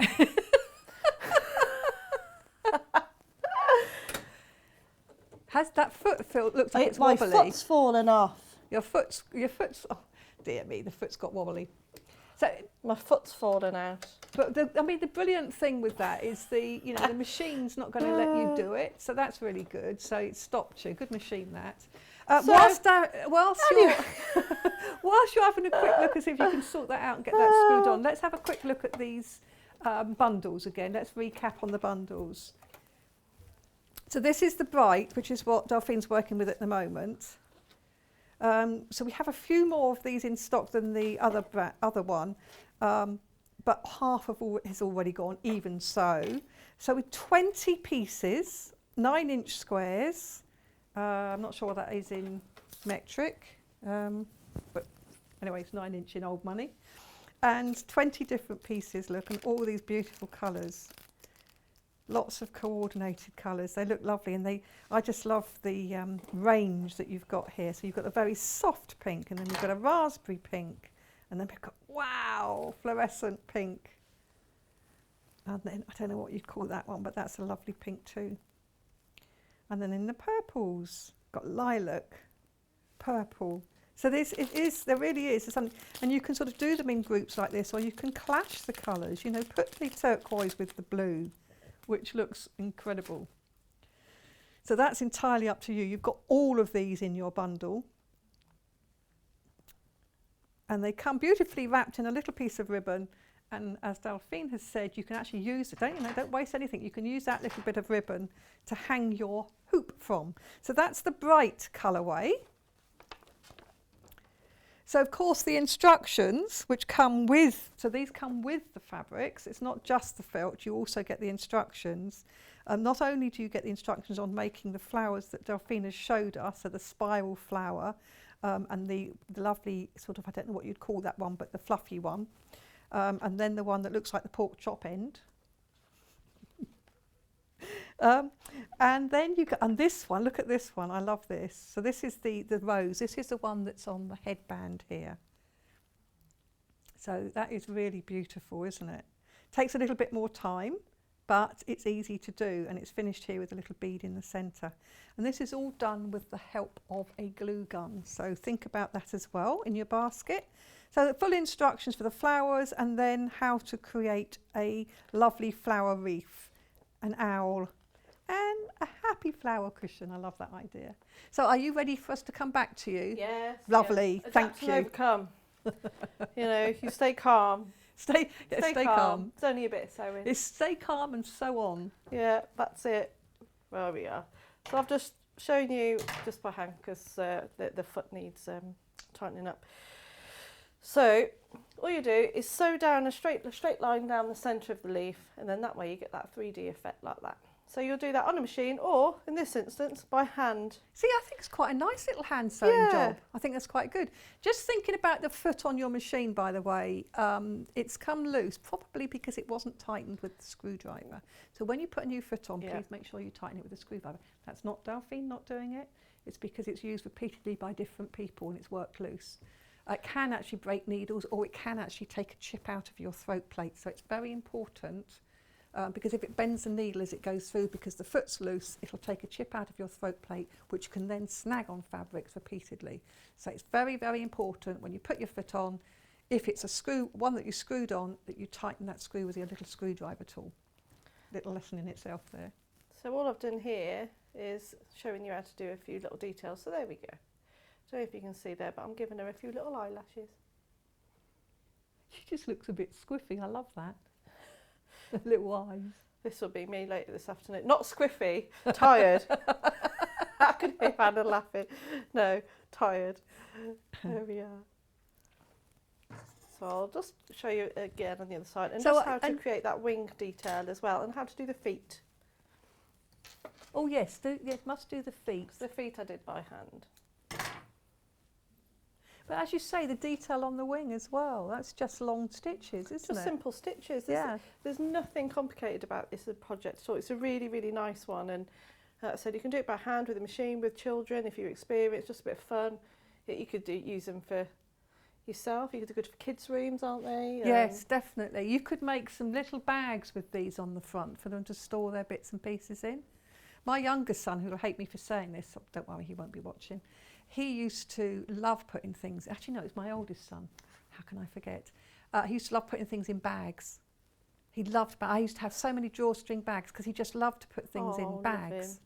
And unfortunately, because I'm a bit OCD about it, he would mix things up, so his bricks wouldn't be all in a nice box of bricks. Yeah. He'd put one brick in here, one car in here, and I used to have to then go and sort it all out again and put it all, and the bricks had to be alphabetical order. That sounds Colour like my coded. Louis room. But yeah, so you can make bags, shoe bags, sleepover bags. Yeah, really nice to do. Yeah. And I think it is something that a child could do. Oh, A creative definitely. child could do this. You might need to help cut out some of the smaller pieces, but I think they could do the stitching because it doesn't have to be perfect. They're doing sewing in schools now. Yeah. It's mainly in after school clubs and things, but I think, just cutting out a basic kit like this, they'll be able to do it within, a week if they did it, over A the little bit space each of a night, week. yeah. Little And bit each one would be night. so different. Wouldn't it be a lovely project? Anybody running Girl Guides or anything like that? Brownie Cubs, this would be a really nice project for their sewing badge. So all I'm doing is just doing a couple of straight stitches on the wing. Nothing fancy at all. So just long, straight stitches. Yeah, just make sure you pull tight, but not too tight that it's going to bunch up the fabric. You don't need to put this in a hoopy or anything. Just be careful with that you don't pull too tight. This I'm just giving you a couple of different ideas. You can use them. You don't have to. It's So completely up to you. round the outside of the wings and the head, Mhm. have you used a blanket stitch, I or is it just haven't. little stitches? I do use blanket stitch a lot with hand sewn felt, but on this one I didn't. I've kept it really, really simple. So I'll show you how I did those. Sorry, it's habit of me going putting the fabric with the thread in. There we are. Just a tip from my friend Jenny Raymond, which she always says, is you shouldn't lick the end of the thread. You should wet the eye of the needle because that attracts the thread to go through. I think that is just habit because I do I so know, much hand sewing. I have to say, It's I have just the same habit. habit as you. But obviously nowadays, if you're making for somebody else, you don't want to be licking the thread. Nobody's going So- to be having this. This is going to be coming Yeah. home with me, so don't worry. There we are. So all I'm going to do is come up so quite close to the edge. Let me see if I can get this. So I'm just coming at the top of the head. So quite close to where the felt is. Can you see the needle there?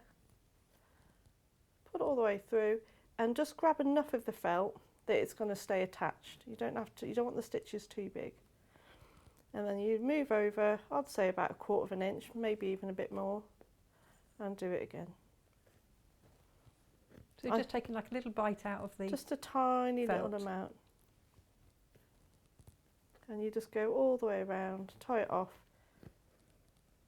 So you go all the way around each bit, I'll show you quickly how to do the feet. Oh yes, we must see the feet before we finish this hour. This has been, again, educational. And It's really, look at these little tiny feet here. Don't know if you can see them very clearly, but they're very sweet and they're clinging on to the branch there. I think it's a lovely little hand sewing project actually. so you come in from the bottom. You can make him stand on a branch. And I'm just going to grab the edge of that branch there. And you can just give him are they claws? What do they have? I don't know. What I are they? don't know. I suppose they'd have claws because they probably hang on to things, Yeah. don't they? Yeah. There's one. Do they have 2 or 3? Yeah, so I've done Don't it know. so he's got 3. There you go. You can stand on one leg. And you'll just do that on the other side. Yeah, and just tiny little details. So he's just standing on the branch. Yeah. So that's worth, thinking when you're positioning your owl on, just leave a little gap so he can stand, And then just scatter your scatter leaves. your leaves. And then you'll do your little flowers and you'll attach those. Those like that. Maybe something in the middle. And there we are. And Yet again, you've just created something really, obviously it's not stitched down yet, but it's just created so quickly, so easily. And that's using the Brights pack. this isn't one's it? using the Brights, yes. Yeah, so Yeah. but the cushion cover we've got here with a little Ollie Owl on, he's done already. That's using the autumnal pack. I think they're both lovely actually, both lovely packs there. So yeah. So there's £24.99 per pack, 20 pieces of felt which are 9-inch squares. So I've got to say thank you so much again. Aw. It's been such a pleasure. And you. It really Thank you very has. I much love- for having me back. Always a joy to be here. And we're going to look forward to seeing some more of your monochrome kits Yes. another time, which will be definitely. really good. So thank you. I'm Thank just going to you. do a roundup now of the kits again. So this is what we get. This is the Brights. It is the most popular. And obviously this is one that Delphine's just done, her funky owl, and that's her lady owl because it's some nice soft colours. But look at these colours here, they're so brilliant. 20 pieces, 9-inch square, 20 pieces of felt. Felt's a brilliant fabric to work with because it doesn't fray. It's really good, it's great for hand stitching as well as machine stitching. Beautiful colours in there. And as well as getting these, of course, you get the book. Or the little booklet. So the little booklet here has got instructions for making the flowers that Delphine has shown us today, as well as this the lovely big rose, which I'm going to grab from here to show you. So it's got this lovely big rose that's on here, which is gorgeous. They look so clever. Yeah, you could use them as centerpieces for tables. Hannah's just saying centerpieces for a table, for a wedding. Yeah, you can make loads Yeah, of you them. could do really lovely things, couldn't you, with these? And you've got this felt, because you've got all 20 pieces, there's a lot you can make. So not only the flowers individually, but of course the actual wreath. So you can learn to make the wreath, how many flowers you put on it. You've even shown it on the headband that you've done here. And then of course we've got Ollie Owl. Don't have to call him Ollie if you don't want to. It could be Oscar, could be Cedric, could be Barry, yes. But anyway, Barry the owl. So you've got the pattern on how to make the owl, so the actual templates are in the back as well as the instructions on how to stitch it. And also add the little flowers, so you've got this lovely cushion cover, or it could be a bag cover, whatever. And then you've got the happy flower cushion, I love the idea of that. And that's got a little bit of machine stitching, but again, you could do these all by hand. So the instructions all come in the pack together with the templates on how to make it all. So that's really simple. So that is the Brights pack with the book and of course your little bit of ribbon. And then we have the more autumnal, very limited stock of this one left. Again, beautiful colours. There are some brights in here. It's not all sort of dull, but it's more earthy colours. It's more natural colours. I say that and then I could pick some up. Look at that mustardy yellow, orange. So look at these browns. So these are just such lovely colours here. 20 pieces, 9-inch square, and of course you get the same instruction booklet. So that is your second set, that's £24.99. Don't forget we have other things on the website that went with this. We've got the glue gun, which is pretty important when you're making these flowers. You could hand stitch them together, but they'd be much more fiddly. The glue gun, and again, it's one of those things to have in your toolkit, really useful. The glue gun itself, £10.99. And we also have the replacement glue sticks, so that when you run out of the glue that comes with the glue gun, you've got more. They're £2.99 on the website. And don't forget the hoops, because they're really useful. Because if you wanted to do the fabric wreath, you can do that with the hoops, but you can also do quite a lot of other creative things with hoops, as well as, of course, use them as embroidery hoops. So really useful. So lovely. Now, the next hour we have Mark coming back again to keep me in stitches as we look at Sewgirl's Cecily dress. It's one of the dresses that Fiona has shown before. It's one of Fiona's from Sewgirl's dresses. We have got some fabric bundles, 3-metre fabric bundles. The pattern and the fabric's all ready for pre-order if you want to go for it now. It's the pattern is the same as the kimono. It's very good quality pattern, great paper, etc. We're going to have a look at that properly in the next hour, so join me then.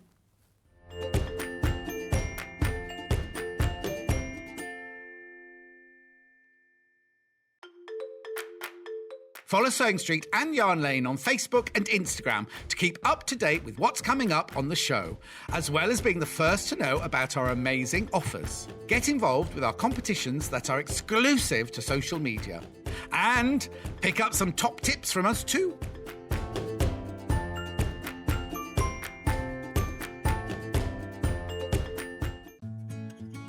While we're having to spend more time at home again, we're here to keep you busy and entertained. Sewing Street will be live every day from 8 AM, bringing you plenty of demonstrations with our experts in dressmaking, quilting, bag making, toy making, needle felting, embroidery, and so much more. Our community of fellow sewists on the Sewing Street fans Facebook group are there to chat to you about whatever you're making, sharing photos and advice. Check out the Sewing Street Facebook and Instagram pages for fun competitions and offers.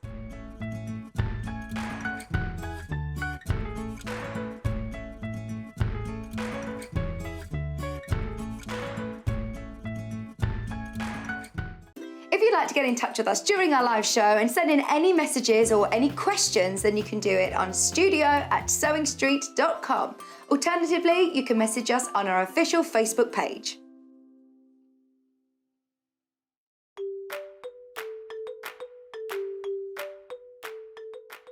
Hi, my name's Jules Mayouf and I'm really excited to be a guest designer on Sewing Street.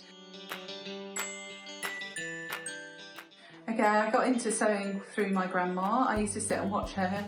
She was a dressmaker, and I started off making toys, and then I was dressmaking myself, and from then I've done homeware and children's wear and all sorts of different things in between. I would say my top tip is to be kind to yourself. It's only fabric at the end of the day, and if things do go wrong, then you've always got your quick unpick. My claim to fame is that in 2012 I was a VIP driver with the Olympics, and I met some really interesting people who were very nice, and I'm hoping that I'll meet some very interesting and nice people on Sewing Street too.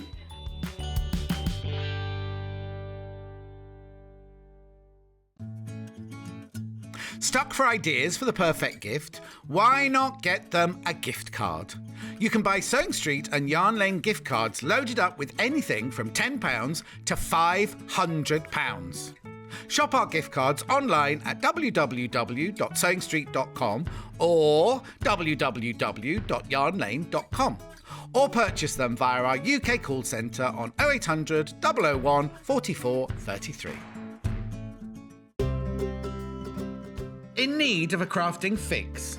There are so many ways you can watch Sewing Street and Yarn Lane. Sewing Street is live from 8 a.m. to 1 p.m. every day on Freeview 72 and Sky 670.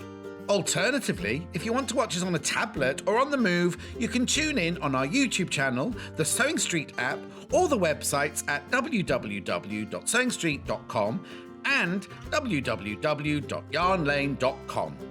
You can watch past shows on Sky 670 from 1 p.m. every day, as well as our YouTube channel, the app, and our website. Yarn Lane is on from 12 p.m. to 1 p.m. Visit our programme guide to find out when and what's on. So you never have to spend a minute without us. Follow Sewing Street and Yarn Lane on Facebook and Instagram to keep up to date with what's coming up on the show, as well as being the first to know about our amazing offers. Get involved with our competitions that are exclusive to social media. And pick up some top tips from us too.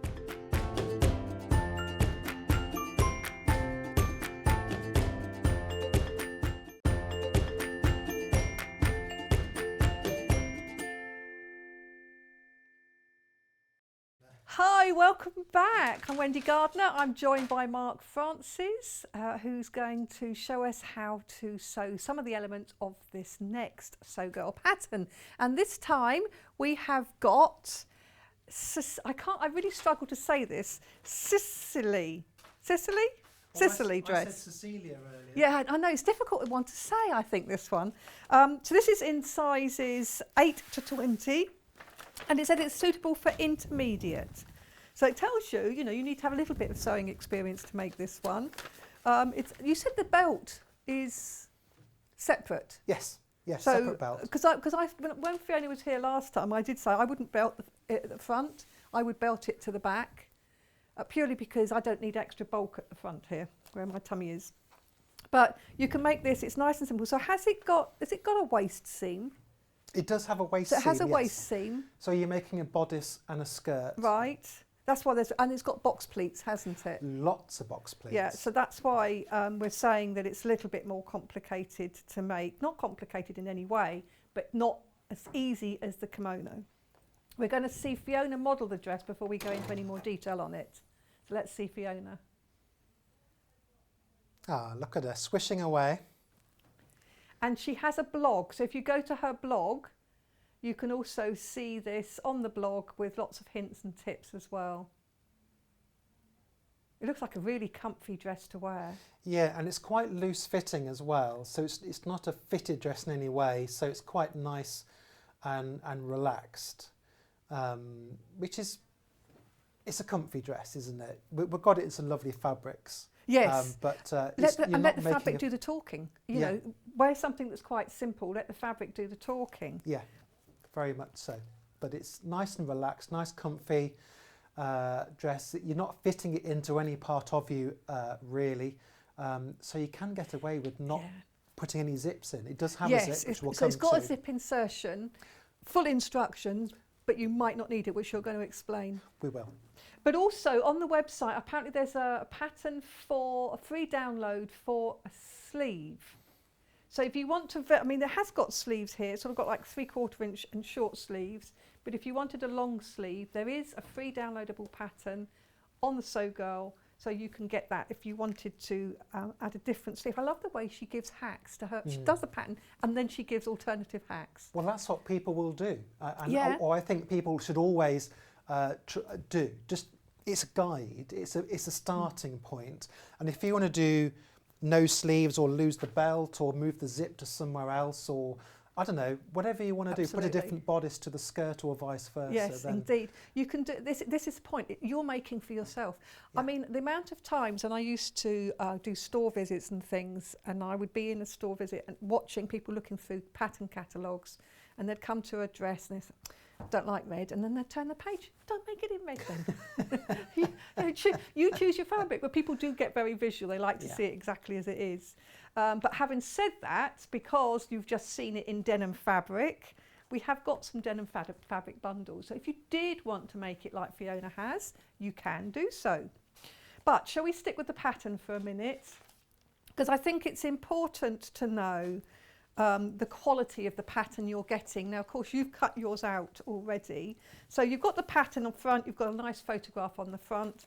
On the back, it's got the details, it's got a nice little description of what the garment is supposed to look like. It's got the size range, which is 8 to 20. And that measurements, they're more challenging for me than the other one. So I need to put my, now the back of this pattern envelope is on the website, I believe. But it goes from a 32-inch bust to a 44-inch bust. That's your size. And then you look at the finished garment measurements as well. So combine those two measurements in your head. So 44-inch bust it would be made up at 45.5 inches. So otherwise you've got 1.5 inches ease. So in other words, through the bust it's fitted, because that means it's fitted, because you always have to have some ease, some movement around. The waist, on the meantime, is your waist would be, say, 37 for a size 20, but the waist is 44.5. So you can see there's more ease. It's not fitted through the waist, and that's because you've got the belt to tighten it up if you want to. So it could be just a nice sort of loose, relaxed dress, or you can belt it if you want to cinch it in. Tells you how much fabric you need, and what we have got is we have got bundles of 3 meters so that you can make the largest size. So if you're smaller, you'll have a little bit left. It's not a huge difference actually, you have a little bit left over. Inside the pattern you have the pattern on good quality paper. Yep, the same quality paper as before, printed in black and white. And you get this lovely little book with it, which you've already got some other colourways there. Those are really lovely fabrics on there. And you've got your layout guide, and this one's done with pictures actually, rather than line drawings as before. But they are nice and clear, these ones. And there we go, that's putting the pocket in, or that's the blog, as we saw before. And then at the back, there are a whole separate page there on how to put in the concealed zip. Right, so she's recommending a concealed zip here for beginners who maybe don't know. Concealed zip, there's no teeth on the right side of the zip. So when you insert it, all you'll see is a little teardrop pull at the top. And there's no stitching on the right side either. So it's my favourite zip insertion. Actually, I'm teaching that class on Zoom on Saturday. Oh, are you? I'm teaching visible zip, lap zip, and an exposed teeth zip. Yeah, zips are something to a lot of people, which I think are more challenging and something you need to kind of maybe concentrate on. Yeah, I think you do, but you know, it's like anything, isn't it? Once you know how, it's easy. It's always once you know how, which is why we're going to get some demos from Mark in a minute. So don't forget, inside the pattern envelope, you get the lovely, good quality paper, so you can use this pattern again and again and again. Different sizes marked by different types of lines. It's all black and white, but it's like you might have a straight line, you might have a dot line, so you look at which line you need to follow for your size, and really clear instructions. Now you can buy the pattern on its own, that's great, and then you can use the fabric you've got at home, or you could go for one of our fabric bundles. These are 3 metre bundles. This is dark denim. I don't know what the width, do you know what the width is? I don't want to open the whole bundle up because I have to then fold it up because I can't leave it in a mess. But I think it's going to be really, I just can't, That's why you've got a PA, isn't it? Yes, I think it's going to be 150 at least by the looks of it. Yeah, that is. Don't you think, Mark? That's 150, isn't it? I'd say so. Yeah, I think it's 150. I'm not going to stake my life on it, but I'm pretty sure it is. So it's a nice piece here of denim. So it's a nice quality. That'd be quite a sort of thick dress, that one. Yeah, keep it warm. 145 wide. That's near enough. So that's really a nice piece of fabric, nice big piece of fabric there. So that is £28.99 for 3 metres. That's 3 metres. So it's like less than £10 a metre for good quality denim. It is, isn't it? And yeah, if you don't, if you like the idea of getting a piece of denim like this, you don't have to use it for this dress. You can use it for all sorts of other projects. Denim's good for quilting as well. This is the other denim. So this is a lighter denim. They're both, they're 8-ounce denim. Again, it's got quite a nice weight to it. That will hold a box pleat nicely, actually, because it's sort of quite a nice weight to that. Same width, 145 centimetres wide, which is probably about 58 inches. It's just beautiful denim. Nice big piece, It's 3 a metres. useful thing to keep in your stash, I think. It And I is, keep isn't old it? jeans and things as well. to Absolutely, cut yeah. up. Yeah, so you can cut them up and use them for other things. Yeah. Denim is a great thing to upcycle with. Mm. It really is. But Very having a much so. nice big piece like that would be lovely. My eyes, I'm going to leave that one till last. I'm going to go for this one because that's the one you're working with. My eyes are drawn to this one. Surprise, surprise. Look at this. Look at these colours on here. You see, when you're working with quite a simple design like this dress, a really bright fabric, I think, just makes it stand out. Absolutely. I think it's absolutely gorgeous, isn't it? That's really lovely, that design, Isn't it? isn't it? Do you like it? Mm. I do. Oh, so this is what we'd normally call quilting weight. But, you know, I use a lot of quilting weight fabrics for dresses. I really do. This is from the Norma Rose collection, printed on the side here, which is nice. 42 to 44 inches wide, so what's that, 130? Something like that. Yeah, so this is, again, 3 metres. I think it's beautiful. I love these great big flowers. This is really lovely. Hey, and if you've got the felt kit, you could make some felt flowers to go with these. Make a nice little headband to go with it, or you could make a bag and then have them around the bag. So that's a really lovely, lovely piece. I like that. That's my favourite of them all. And then this one. This is really pretty. This is just, it's 100% cotton. This is Stouffer Fabrics. Very nice, isn't it? It's really lovely. So it's like leaves all over it. So it's a 3 metre piece again. Nice weight. So again, it's probably a quilting weight, but don't be put off. I use a lot of quilting fabrics for dressmaking. The only thing I would say is do remember to wash them before you cut them out. I have made that mistake once. You only do it once when you do it and you make your lovely dress and it fits perfectly, and then you wash it and then it doesn't fit perfectly anymore. So yes, definitely wash it before you actually go and use it. So that's a really nice one. That's leaves. And then this one, kept this one till last because this is the one you're using. This is lovely, isn't it? Did you say this is Liberty, Hannah? It is Liberty. Liberty, this is lovely, isn't I know, it? we're being spoilt We're now, definitely aren't we? being spoilt. Look at this, isn't that lovely? So again, it's the same width as the leafy one, isn't it? Yeah. This, it's definitely not a lawn weight. It's sort of quilting weight, but I would still say this is a beautiful weight for a dress. I think it's lovely. But it is kind of, I mean, I always hate to put labels like quilting on them because it might put people off, and you shouldn't be put off. It's a really beautiful print. Well, it sounds like you still use it for making a quilt, doesn't it? But it's not suitable for Do you know clothing. what you do? You cut it up into little pieces, and then what's the point? No. So this is a really beautiful, and it's a nice big print. I like this. This suits a nice dress. Yeah. Because it's got a lovely print on it that you can really enjoy. Okay. That'd be nice in the kimono as well, some of those. It would be, actually. Yes, definitely. I mean, that's the thing of that kimono pattern. It can be made in so many different types of fabric. So that's our different fabric bundles. Do we want to mention the Viseling? I'm not sure if I pronounced that right, by the way. We were having this discussion earlier, weren't we? It's what Mark and I both know as Vilene. Not allowed to say that anymore. Viseling. Same brand, same thing, well known. So this is just a pack of interfacing. It's soft and light, and it's an iron-on one. Iron-on one means it's fusible. The only thing I would say about fusible interfacing is make sure you fuse it permanently before moving on. And to do that, you need to cover it with a press cloth, put the steam iron down on it, hold it in place for at least 10 seconds, which is a long time. But you have to have a press cloth, because if you don't have a press cloth, the interfacing goes and fuses to the bottom of the iron.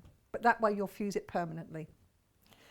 So, are we going to get on and see what Mark is going to show us? You're going to show us bits of this dress construction, yes, aren't you? I've sort of made a start on, as always, so I can show as much as possible out of this. And the first thing I made was the belt, because that's the fun part. I like making the belt. Here it is laid out in an M, appropriately for Mark, because that's me. And so I made this. It's got a nice point at one end. It's really simple, just like all these things. So you're going to sew it right sides together, make a really long tube. I meant to mention this, and we haven't got one here to show you. I should have, was the Prim turning tools, which if you haven't seen those, it's like a plastic tube with a wooden poker. You poke down the end. Yes. Do you know what I mean? Yeah, I do. One of my colleagues, Sue Cotton, she was using that. Sue Cotton? Sue Cotton, I Is know. she a sewer? She is. She's a sewer. She's an amazing teacher. But also she was on the same class as me the other day. We were supporting our friend Claire, and she uses one of those, and she actually swears by it. There is another way. Oh, they're not in stock at the moment, although we do have them, so keep an eye out. They are really useful, but the other way I do a long one like that is I actually sew from the ends to the middle. I leave a gap in the middle. And then I use especially when you're bright, I use like a meter stick or something to poke it through from the stitched end. Yes. That's a very quick so way I of leave doing my it. I leave my hole like you in the middle somewhere, Yeah. because that's so where the centre seam is around there. That's where the hole is, because that's the least noticeable place. I think, Exactly, to and put also it. it's easier to turn through half than the whole way through, isn't it? And so you turn it around in halves, and then you can slip stitch it, or if you want, you can just top stitch it closed if you wanted to do that as well. That's the nice fun part. So That's it's the not, fun part done. It's a separate, but it's not sewn in, so you could wear it as a twilly around your neck, or like a pussy bow, or you could, anyway, you can do what you want with it. Where it's in your hair. Exactly, or on another dress. So I put that. Now I made a mistake putting my darts in, but I fixed it. But I'm going to be honest and show you what I did, what the mistake No, was. I think that's good because we all make mistakes. Yeah, So it's good, I and you know think. when you do those things, and the next day I thought, why did I do? Because I'd cut it out and left it. I went to it the next day to put it together, or the bits I was putting together, and then I thought, why did I do that? That's not how you do a dart. So I fixed it. So what I did, I cut out the triangles of my dart on the fabric, thinking, and then I thought, oh, that's a dart. That's lovely. Thank you very much. Next day, wrong. So don't do that. So what I did to fix it, I'll turn it over and show you. I sewed it together with the narrowest seam allowance that I could get through the machine. I pressed it to one side, then I got a little strip of interfacing and ironed it on the back just to hold it down because there isn't much seam allowance there. But actually, it looks all right. Does? So You've done the I job. might have lost a little bit of the length off the sides, but it'll be fine. So don't do what I did, because I wasn't going to show darts because I've shown them quite a number of times. But you sew it to the point, leave a long thread, and then tie them off rather than doing a back stitch. So that's the front part, and the back part. Now it has a centre back seam, and I don't know why. I'm sure Fiona's got a reason, but it's a straight centre back seam. Yeah. I would. Esme and Patrick didn't give many things away because they were judging us, not teaching us on the sewing bee. But something she did say was, if you have an unnecessary seam, then remove it. So personally, I think you could butt this piece up to the fold and cut it on the fold.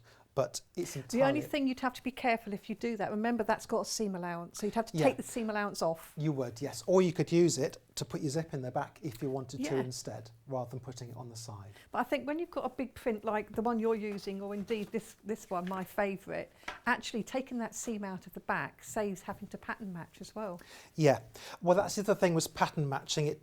You can pattern match these, but you be careful you've got enough fabric to do it. Yes, exactly. So the fabric allowances don't account for pattern matching, but I don't think it really matters a great deal. It's abstract. Yeah. No, I'm with you, but I agree with you. Take the seam out. I mean, this is the other beauty, isn't it, of making it yourself, that you can make these decisions. You don't need to have that centre back seam. If it's not a curved seam, and if it's just a straight seam, then cut it on the fold. But just remember to take out the seam allowance, otherwise you'll make that back wider than it needs to be. Unless you've got a wide back. Unless you've got a wide back, yeah. Right, so I'm just sewing to the shoulders now. I'm just going to do plain seams today, but as we always say, you can finish it with your overlocker or with a zigzag stitch, or use your newfound skill of doing French seams if you wish. Or just say, nick us to it, I'm not going to do anything. Oh no, you mustn't, because I've said this story once or twice before, but I will repeat it for those that haven't heard it before. So when I was like 18 and I'd made my first crepe de chine dress, silk crepe de chine, beautiful, complicated Vogue pattern, absolutely bee's knees I was in this dress, until I'd worn it a few times and stood at the bus stop waiting for the bus and realised that my side seams had frayed away because I hadn't neatened them, and so they had just frayed and it was completely ruined. So do neaten your seams. Don't do what I did. Don't be rebellious. Even if you're in such a hurry, you can just use pinking shears. Even if you do that, that's got to be better than leaving them You raw. could just pinking shears and just sew it down again, couldn't Yeah. you? But some fabrics are more stable than others. We were working with boiled wool not long ago here, which you don't need to No, finish at all exactly. because So it's- there are fabrics that don't, and of course felt, which we were looking at earlier, fleece. Sometimes you neaten seams for things like that, like jersey fabrics. You neaten the seam purely because if you don't, it can, like the jersey can roll, can't it? The little seam edges can roll. Yes. So you'd neaten them to prevent that happening. But they don't fray. So that's your bodice. So there we go. So normally, Unique with a lot of darts. dresses, you would make a bodice, make the skirt section, then marry the two up together and put your zip in. But this is a little bit different. We're going to make it like a tabard, I think. So I've sewn it at the shoulders. We then put the facing in next, which I've already made here. But then you put the skirt front and backs on and then work on the sides afterwards. So it's a little bit of a different method because you've got the side zip. Okay, so here we go. We've got I've already made this, put this together. There is a front and a back piece. Oh, if I turn it around, you'll see it better. There we go. Because that's the wrong side. There's a back and a front piece to the facing because they're slightly different curves. And I finished it, as we were discussing with the kimono, with the zigzag stitch just round the edge. And that seems to be working quite nicely, but you could overlock it as well, and it just gives a nice finish to that. So mark the middle of where you're going to have the centre back, because we do have a centre back seam. Now you could either mark it with, I'll just cut a tiny little notch in the seam allowance, but you could just do it with some chalk or your fabric pen. And this is where you just got to hairpin. There we go. Pop those in. It should line up at the side seams. So try and match your seams up if at all possible. It just makes it look a bit nicer then. You'll be making clothes like an old pro. Where's the side seam gone? So just to reiterate that you buy the pattern separately from the fabric bundles. So you can make a choice. You can have the pattern on its own, or you can then put into your basket one or more of the fabric bundles. And the fabric bundles are 3 metre pieces each. You could put all the fabric bundles in your basket. You could. All of them. Put all of them in. Is there stretch in the denim, I've just been asked? I don't think there is. There's no, there's no stretch in it. It's just proper sturdy denim. There's someone on the Sewing Bee, Therese, loves making these dresses, and she makes all her. She quite often wore a shirt-waisted dress on the Sewing Bee, but this is something that she would wear. And she did a post the other day on her Instagram saying that she loves making the dresses in the same pattern, but just change the fabric. Yeah. I do that occasionally. If you really love a pattern, it's great to use it again and again. And it's particularly if you're using fabrics that are really dramatic and stand out, because it's the fabrics that do the talking then, isn't it? That makes a difference. And it's amazing how different it can look. Yeah, absolutely. doing And that. you can So, change small details on it as well.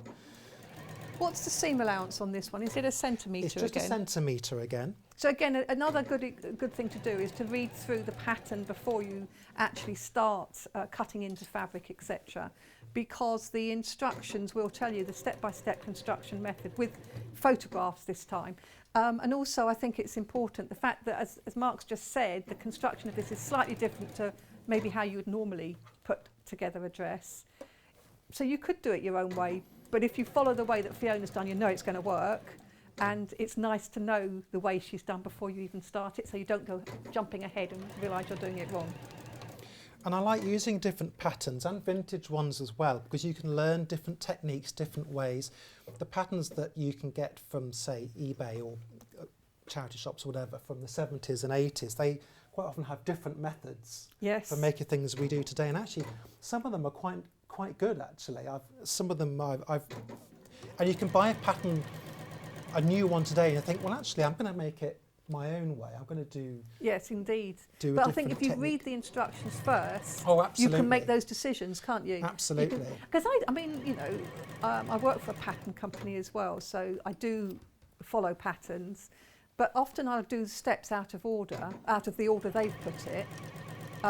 For instance, I would like to press over every seam before I sew over it again. So sometimes I'll put lots of the bits together so I can do the pressing together before going back and then, you know, sort of sewing the pieces. Oh, that's a good idea. So it's just, I know, I mean, something I do. I've been sewing for, goodness, At least 45, 10 50 years. A long time. I've been sewing since a very young child. My mum taught me to sew. You've been sewing longer than Debbie Shaw? I think probably I have, yes. Oh, So my crikey, mum that is a taught long me to time. sew, and I now teach my mum. What, to sew? Yeah, Oh, bless. yeah. So she can sew, of course, but she comes on some of my classes, and I do creative sewing weekends, and she comes along to those. My grandpa was a good sewer. He had a big old Singer, one of the ones that was a piece of furniture in the corner of the room, and the machine was sunk into it. Do you know the ones I mean? Yes, I do. And he'd quite happily do something. And looking back, it's can sew now, which I couldn't at the time. I can see, well, actually, that's some of the things. It was actually quite complex stuff. So, hand-me-down clothes and changing them slightly so they don't look quite so 70s. So I'm happy to wear my brother's shirt from the 70s, but I don't want a big wing collar in the 80s. And so he'd get, my mum would get my dad to alter it, and of course he'd remove the collar. Yeah, and that's quite it and quite complicated it as well. is, isn't it? Yeah. Now I look at it. I've got to ask you then, because I know the answer, but I'm going to ask you for our viewers, the upcycle challenge. Yes. I know it is as horrendous as you really have only got that 90 minutes. It's haven't you? really only 90 minutes. We really don't have any clue. They go to a lot of pains to make sure we don't go through the studio between the toilets and the green room or whatever, to make sure we don't see what they've got planned. We can't go into the production offices, which was our studio was on the floor below. We weren't allowed in there because that's where they kept all the stuff for the upcoming challenges. So they went to a lot of lengths to make sure we didn't know what was going on. But what you do learn is, in that particular environment, it's make what you first think of, because there isn't time to sit down and plan it and start again. You don't have time. And there was a bit of the big bun fight to get to it. That wasn't staged. That was exactly what the other sewers. I didn't. I like to take my time, and I'll get things in my own pace. But there was a big bun fight, wasn't there? Always to get to the best. to get the best selection. Yeah. I must admit, it's not my favourite part of the show. Partly because I just know that what you're sewing cannot be particularly well constructed, because you just don't have time. No, it's very rushed. You wouldn't sew like that normally. So, I mean, I suppose there might be scenarios if your kid suddenly needs a fancy dress costume and hasn't told you, and it's 8 o'clock in the morning on that day, then you might have 90 minutes to quickly rush something together. But it's not likely that you're going to come across those scenarios. But it's good fun though. Yes, I'm sure it's good fun. And the other thing I always liked the pattern challenge, because obviously that's more my background and history. Yeah. And sometimes some of the contestants would kind of like go off piste and not do what the pattern said, and then Patrick always picked them up on it, and I'd say, I used to sit and screaming at the TV, why are you doing that? You know Patrick's not going to like it. Yeah, and if anybody's watching that wants to go on the sewing bee, then absolutely go and apply. But if you do the pattern challenge, don't change what the pattern says. Yeah, do what it says. The idea is that you make it as per the pattern. Yeah. And that they, like you say, they will notice, and particularly Esme, she's got... You said she's got razor eyes. Razor. Are you allowed to say where she keeps her mic? Because I love that. Yeah, I don't think so. I wasn't sworn to secrecy, but we didn't know where Esme kept her microphone. It was top secret, and we were like, where is it? Because we could see ours. Because we've all got microphones on, you see. But they liked ours to be concealed. She had it taped to the inside of her glasses, So just up here on the inside of the arm, she had her microphone taped. And when you know it's there, you can't stop looking at it. Yeah, so rather than looking at her, you're looking at this thing. And, I can guess it's because she, her statement every time was her necklaces, Yeah. which could, of course, rub on the microphone. Yeah. So I'm guessing that's why she had. But isn't that an innovative way of doing it? I like that idea. But we would have sound guys who throw themselves at us. This is even before anything about social distancing and coronavirus is ever on the horizon. And you'd be in the middle of whatever you do in the pattern challenge, and suddenly he's come up to me, one of the sign guys, to adjust my mic because something's rustling. It's like, go away, I've got things to do. I'm on the clock here, don't you know? Anyway, what we'll be doing, sewing. Yeah, so you've just put the facing in. I've put the facing in, here we go, and I've just been pressing. I don't know whether I'll sew it, because I want to move on to something else. But I press the seam allowance towards the facing. And this is so I can sew that down and on some understitching, which will then help that sit nice and flat when it's all pressed down and sewn in. You don't have to do that. I don't think it's in the instructions. Yeah, you said it wasn't in the instructions, but No, both you and I were agreeing it's something we would do. Or you we? could just top stitch it down. Yeah. And that will just stop that. It stops the facing rolling out, doesn't it, when you're wearing it? Because you don't want it to roll around. I haven't pressed that particularly well. I might have pins in there and need to trim it and all sorts. But there we go. So we're going to move, that's the basis of the bodice. We're going to move on to the skirt part now. You'll love this. There's lots of things on this. Now I have done, the front and the back are both the same. That's the one I don't want at the moment. You've got 4 box pleats on either side. So if you weren't got a box pleats before, you will be now. So they're both rectangular pieces, so there's no curved seams to ease in or anything like that. So that's what it will look like from the front. You've got your 4 box pleats. I'll just whip it over. There we go. And those are your box pleats. So I've done one side already. The front and the back are exactly the same. So we're going to do a couple more.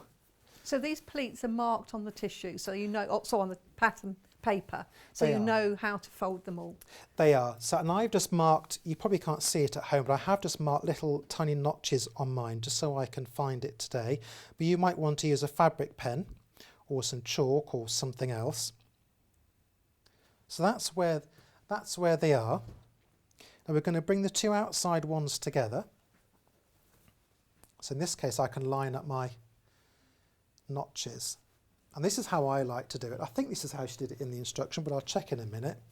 I'm just going to sew a few stitches. This is just going to sit inside the seam allowance, so you won't see it from the outside.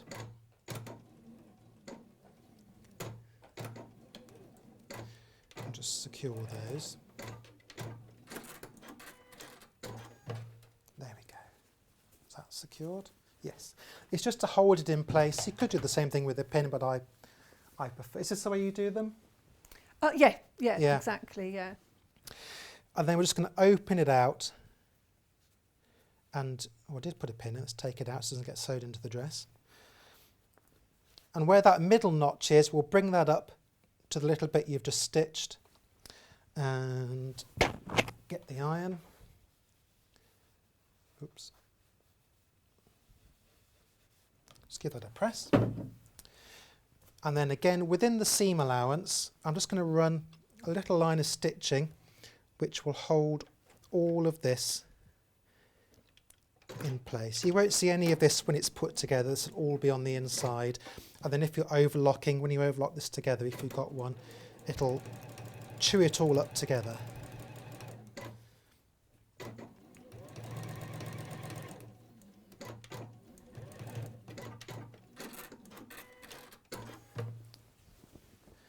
There we go.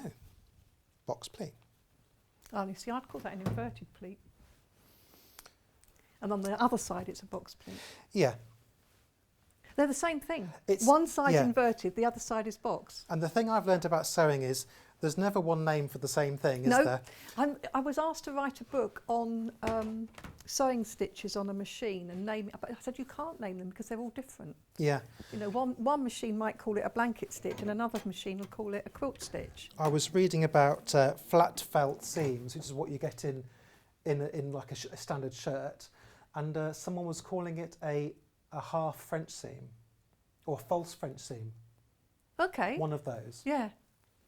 One version. But it's like a Hong Kong finish, isn't it? Doesn't that sound fancy? Hong Kong finish, which basically means you bind the seam allowances. You wrap a binding around them and stitch it down. Yeah, I like a Hong Kong seam, and I call it a Hong Kong finish. Yeah.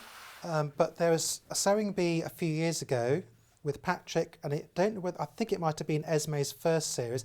Neither of them had heard of a Hong Kong seam. No, she had, because when I met her at we were talking about the Great British Sewing Bee live show, and she said to me, I don't know what a Hong Kong seam is. And it's not that she didn't know how to do that seam, it's just she didn't know that was the name for it. Yeah. That we use in general dressmaking, because of course her teaching is more for fashion students as opposed to home dressmakers. She had to be told on a few occasions to stop helping us. I know, she's so lovely, isn't she?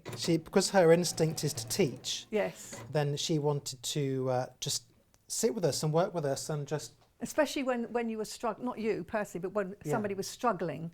Yeah. It was quite hard. I remember it was one of the earlier series, and they were making ties. And one of the girls was in tears because she just could not get this pattern. And I just knew that the other contestants would probably be helping her. But it was good TV to see her crying, which is quite sad in a way. And that's something that's interesting, because we weren't told we could confer, but we weren't told we couldn't. It just wasn't mentioned. So the first few episodes, then you just kind of struggle on by yourself. But then you realise, actually, they don't mind on the Sewing Bee us conferring or chatting, because they like to see us kind of having that camaraderie. So in the rugby shirt, I couldn't picture how the placket looked, and the drawing was black and white. We didn't have a sample to look at, so I didn't actually know what I was making. It's like making it blind. But Pete did, because he had worn them more than I had. So he had to explain it to me, and then mine got ranked better than his. I can't remember which series it was, but there was one where one of the ladies, the older ladies, was constantly helping people all the way through. But she actually went out before a lot of them. Yeah. Which seemed a bit rum, really, bearing in mind she obviously had the knowledge. But I think she was one of these ones that went off piste, and I think that was her problem. Yeah, and also the Sewing Bee is not how you would sew at home. No. So you wouldn't ever make a dress within 4 hours and go out with it that evening, expect it to be finished. It's not. Because I chatted to Patrick, who was the guy who did some of the patterns for our series, and Not Patrick. Another Patrick, who worked behind the scenes, and he was saying you wouldn't normally sew like that. You need to take your time and enjoy it. And like hemming, you should leave it 24 hours before you hem, so that it can, if it's going to droop, it's going to droop. Obviously, you can't do that if you've got 4 hours to sew something. So. Yeah, and hemming was the last thing. I know when I did my first made to measure, I did the tea dress, and I had to nail that hem through the machine so quickly, really did. There wasn't time to press it even. I just had to fold it as I went and just chuck it through. I mean, it just looks horrendous now when I look back at it, but it looked okay from the outside, which is in that case was all you need at the moment. Yes. So we've only got a few minutes left on the demo. So let's see what you've just done. So you've pinned the front.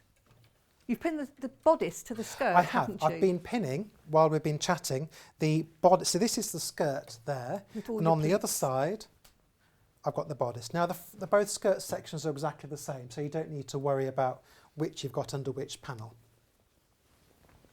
So let's just those are right sides together. Right sides together. Let's just nail it. So just remind you, this is the Cecily dress. Cecily dress. From Sewgirl. Come on, put your teeth in. I know, I do struggle with that one. I've got a friend called Celia, so I find Cecily difficult to say. I want to keep saying Celia. Size is 8 to 20, so a nice good size range in there. And not only do you get the pattern, obviously, you know, go onto the Sewgirl blog and you can see the little video clip of Fiona wearing it. Fiona's the designer maker. And you also get hints and tips and hacks, and there's actually a free pattern download for a different sleeve as well. And when you're putting this together, make sure because I'm brushing slightly, make sure you get your your box pleats sitting nice and flat and in the right organisation. Hopefully they should, because if you do it the way I've done, they should all be sewn down, but you want to make sure your fabric underneath is all organised. Yeah, but as you say, you know, sort of stop and start, keep an eye on it, making sure you're not catching the bits you don't want to catch.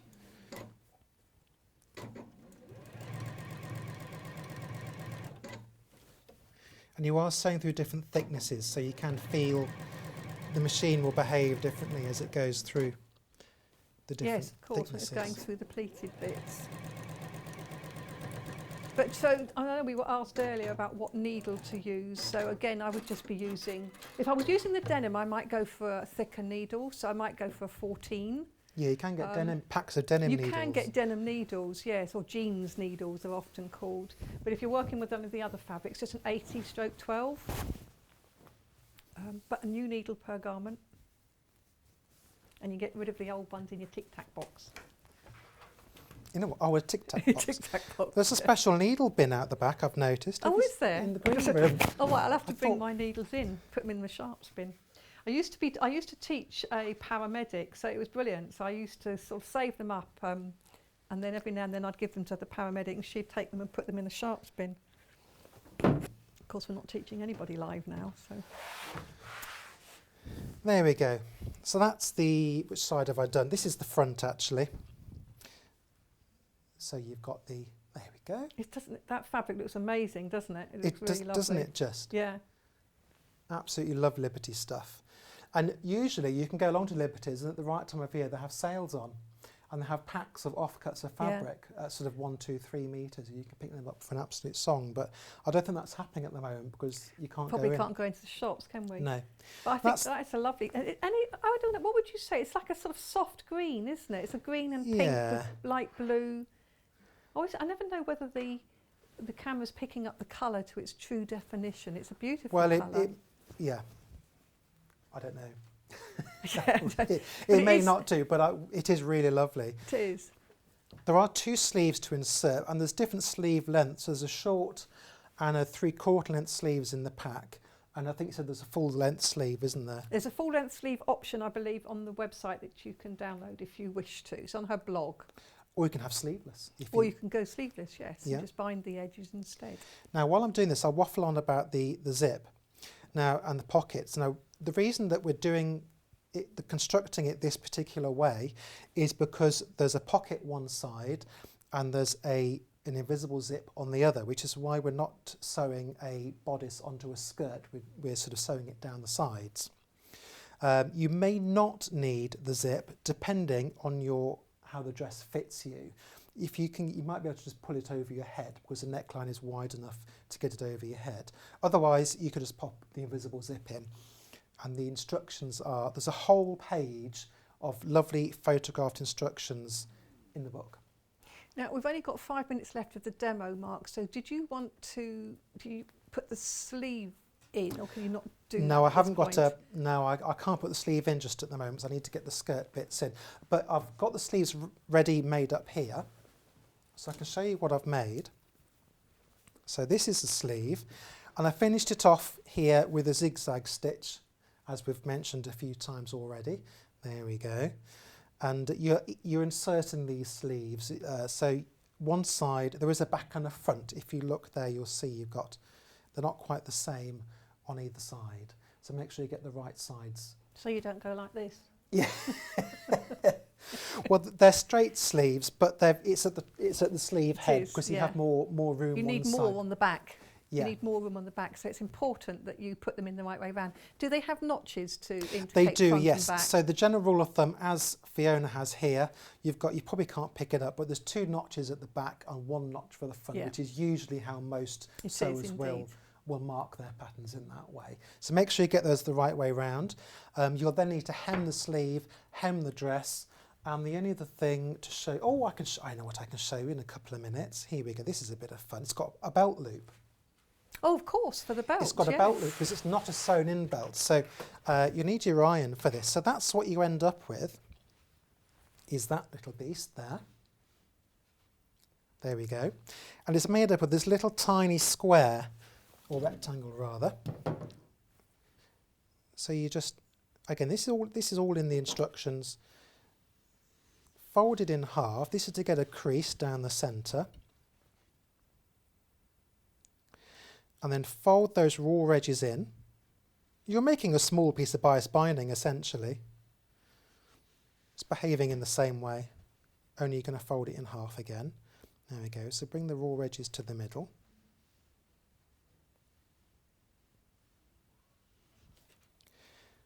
And then fold it in half, making sure the folded edges, match. There we go. And then we'll just run it through the machine as close to the edge as your nerves will allow you. So let's... So just to make your little belt loops. And just find something on the machine to line it up with. So something on the foot. And hopefully you'll catch it in. I suppose you could slip stitch them, but... I use the inner edge of the foot and I move the needle as far over to the right as possible. And then you get right to the edge. There we go. That's your little loop. There's the 2 belt loops. So do you attach it in the seam or on I top? don't think you do. I think it goes on top. Let's just have a quick peep. It goes on the top. So you could make more if you wanted. Yeah. Or you could put one on the back if you wanted to put one on the back. Just to support it. You could sew the belt on. Really is the other way. If you could sew it in at the sides, or the centre back perhaps, if you wanted to not lose it. But it's quite nice to have the option of... I like the option of not wearing it or wearing it. And as you say, you can use it in different ways, can't you? Yeah. And the pocket is an inseam pocket. It is. Here it is. There's 2 of them there, as you would suspect. So it's an inseam pocket that goes on the opposite side to where you put your invisible zip. You don't need to put the pocket in. I think a lot of ladies like pockets in a dress because it's a novelty. Somewhere to keep your inhaler. You've got, or your phone, your mobile phone. Okay, well, thank you ever so much for that, Mark. It's been a real pleasure. Hopefully you and I will come again together. I just got to go through the bundles again. Just got to go through these bundles that are selling really, really well. So the pattern is the first thing to mention. This is the Sewgirl pattern, the Cecily dress. Sizes 8 to 20, which in measurements is 32 inch to 44 inch bust. So it's a really lovely dress. It says for intermediate because it has got the box pleats in and the option of putting an invisible zip in with full instructions in the instruction sheet. So that's a really lovely dress pattern. Good quality paper, good quality instructions to make it all simple to construct. Then, of course, we have the fabric. Let's look at the one that Mark was working with first. This is the Liberty one. So this is £44.99 for 3 metres of Liberty print. So you imagine if you go and buy a Liberty dress, it costs you a lot more than that. We've only got 5 of these bundles remaining. Remember, there's 3 metres on here. So 5 bundles remaining. So if you really are keen on this one, this is the one that Mark's using and making a superb dress out of, then please don't miss that one. Got to go for my one. This is my favourite. This is my favourite because I love these bold colours. Look at these great big flowers. And this dress would suit this beautifully because it's got the big expanse of the dress, the bodice. This would look lovely. And I think, as Mark has mentioned, I would probably not have a centre back seam, so I can keep that as it is. I think that would be a really good idea. So that's another lovely one. So that is also £44.49 for 3 metres of fabric. So this is the other. This is more of a leaf one. So this is another floral one. So this is, again, it's kind of called. Is it called quilting weight? You said, didn't you? But please don't be put off by that because actually it's perfect for dresses. So the only thing I would suggest is that you do wash it before you cut it out and sew with it, just to make sure if there's any shrinkage it's done before you actually cut it out. So that's a really another lovely piece, 3 metres again. Now this one is only £25.99, so that's a really good buy. Liberty, we've got more in baskets than we've got available, so if you want it, please do check out. Come back again if you want to buy something else. Remember that post and package is just for the once, but we don't want people being disappointed, so if you really want that, you would need to check out to make sure you secure it. And then we have the denims, the 2 denims. So this is the dark denim. This is a lovely piece. It's quite a sturdy weight. It can be for the dress, and it'll make the dress beautifully. It'll hold those box pleats beautifully, but you could also have it to put in your bundles. This is £28.99, so it's less than £10 a metre. Nice and wide, 145 centimetres wide, which I think is about 54, something like that, for old money. Really lovely denim, nice dark, traditional dark denim. Nice sturdy weight fabric. This is the one that we'd probably use either a jeans needle, denim needle, or size 14/90. And then this one, this is the soft lighter blue. This is a really pretty blue. And again, 3 metre piece, lovely denim, traditional sort of denim, nice weight. And again, it could do the dress, or you could just have it in your stash to make something else later. And don't forget the interfacing as well, that we have interfacing pack as well. Now, if you're watching on the telly, don't leave us. We're going to go into Yarn Lane. So the Yarn Lane web address is different. So that's www.yarlane.com. If you're watching on Facebook, go to the Yarn Lane page. If you're on telly, you stay the same station on the TV, and on the website, it's that one. If you've already bought something from Sewing Street today, that post and package carries over to Yarn Lane too. So don't worry that because we're changing to Yarn Lane, you've got to pay post and package again. And I'll tell you, when you see these nitty critters, you will be bowled over. They're absolutely fabulous. Oh, yeah, there's a llama. I mean, there's a llama, there's a hippo, there's an octopus. Oh, there's so much. You wait till you see these. Absolutely fabulous. Now, normally we do the menu for tomorrow, but what we've got tomorrow is an amazing day, end of month clearance for the whole time. There's bolts of fabric. Oh my goodness, this is one to watch, isn't it? There's bolts of fabric, there's all sorts. Who's the presenter tomorrow? John. So you'll be with John. So that's an enjoy that anyway. 5 hours of clearance. So do watch that. It's going to be mega. There's going to be so much to see and watch and do.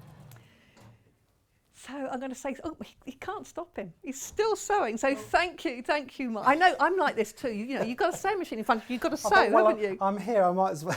Might as well get it finished. So I've just finished sewing the back skirt onto the back piece, and now I'm just sewing down the seam allowance onto the facing one. So you're doing your understitching on the facing? I am. Yes. Yes, it's something that both he and I like to do because it just holds those facings in. So you're just sewing on the facing but catching the seam allowance underneath. So thank you very much. I'm back on the 30th.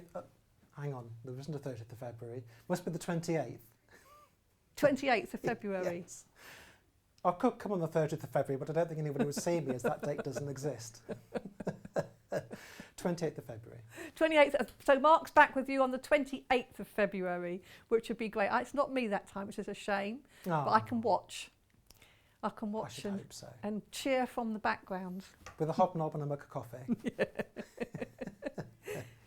So everybody else, please stay with me for Yarn Lane. Even if you've not thought about knitting much yet, these are actually crochet and they are so cute. I tell you, I've already got one at home.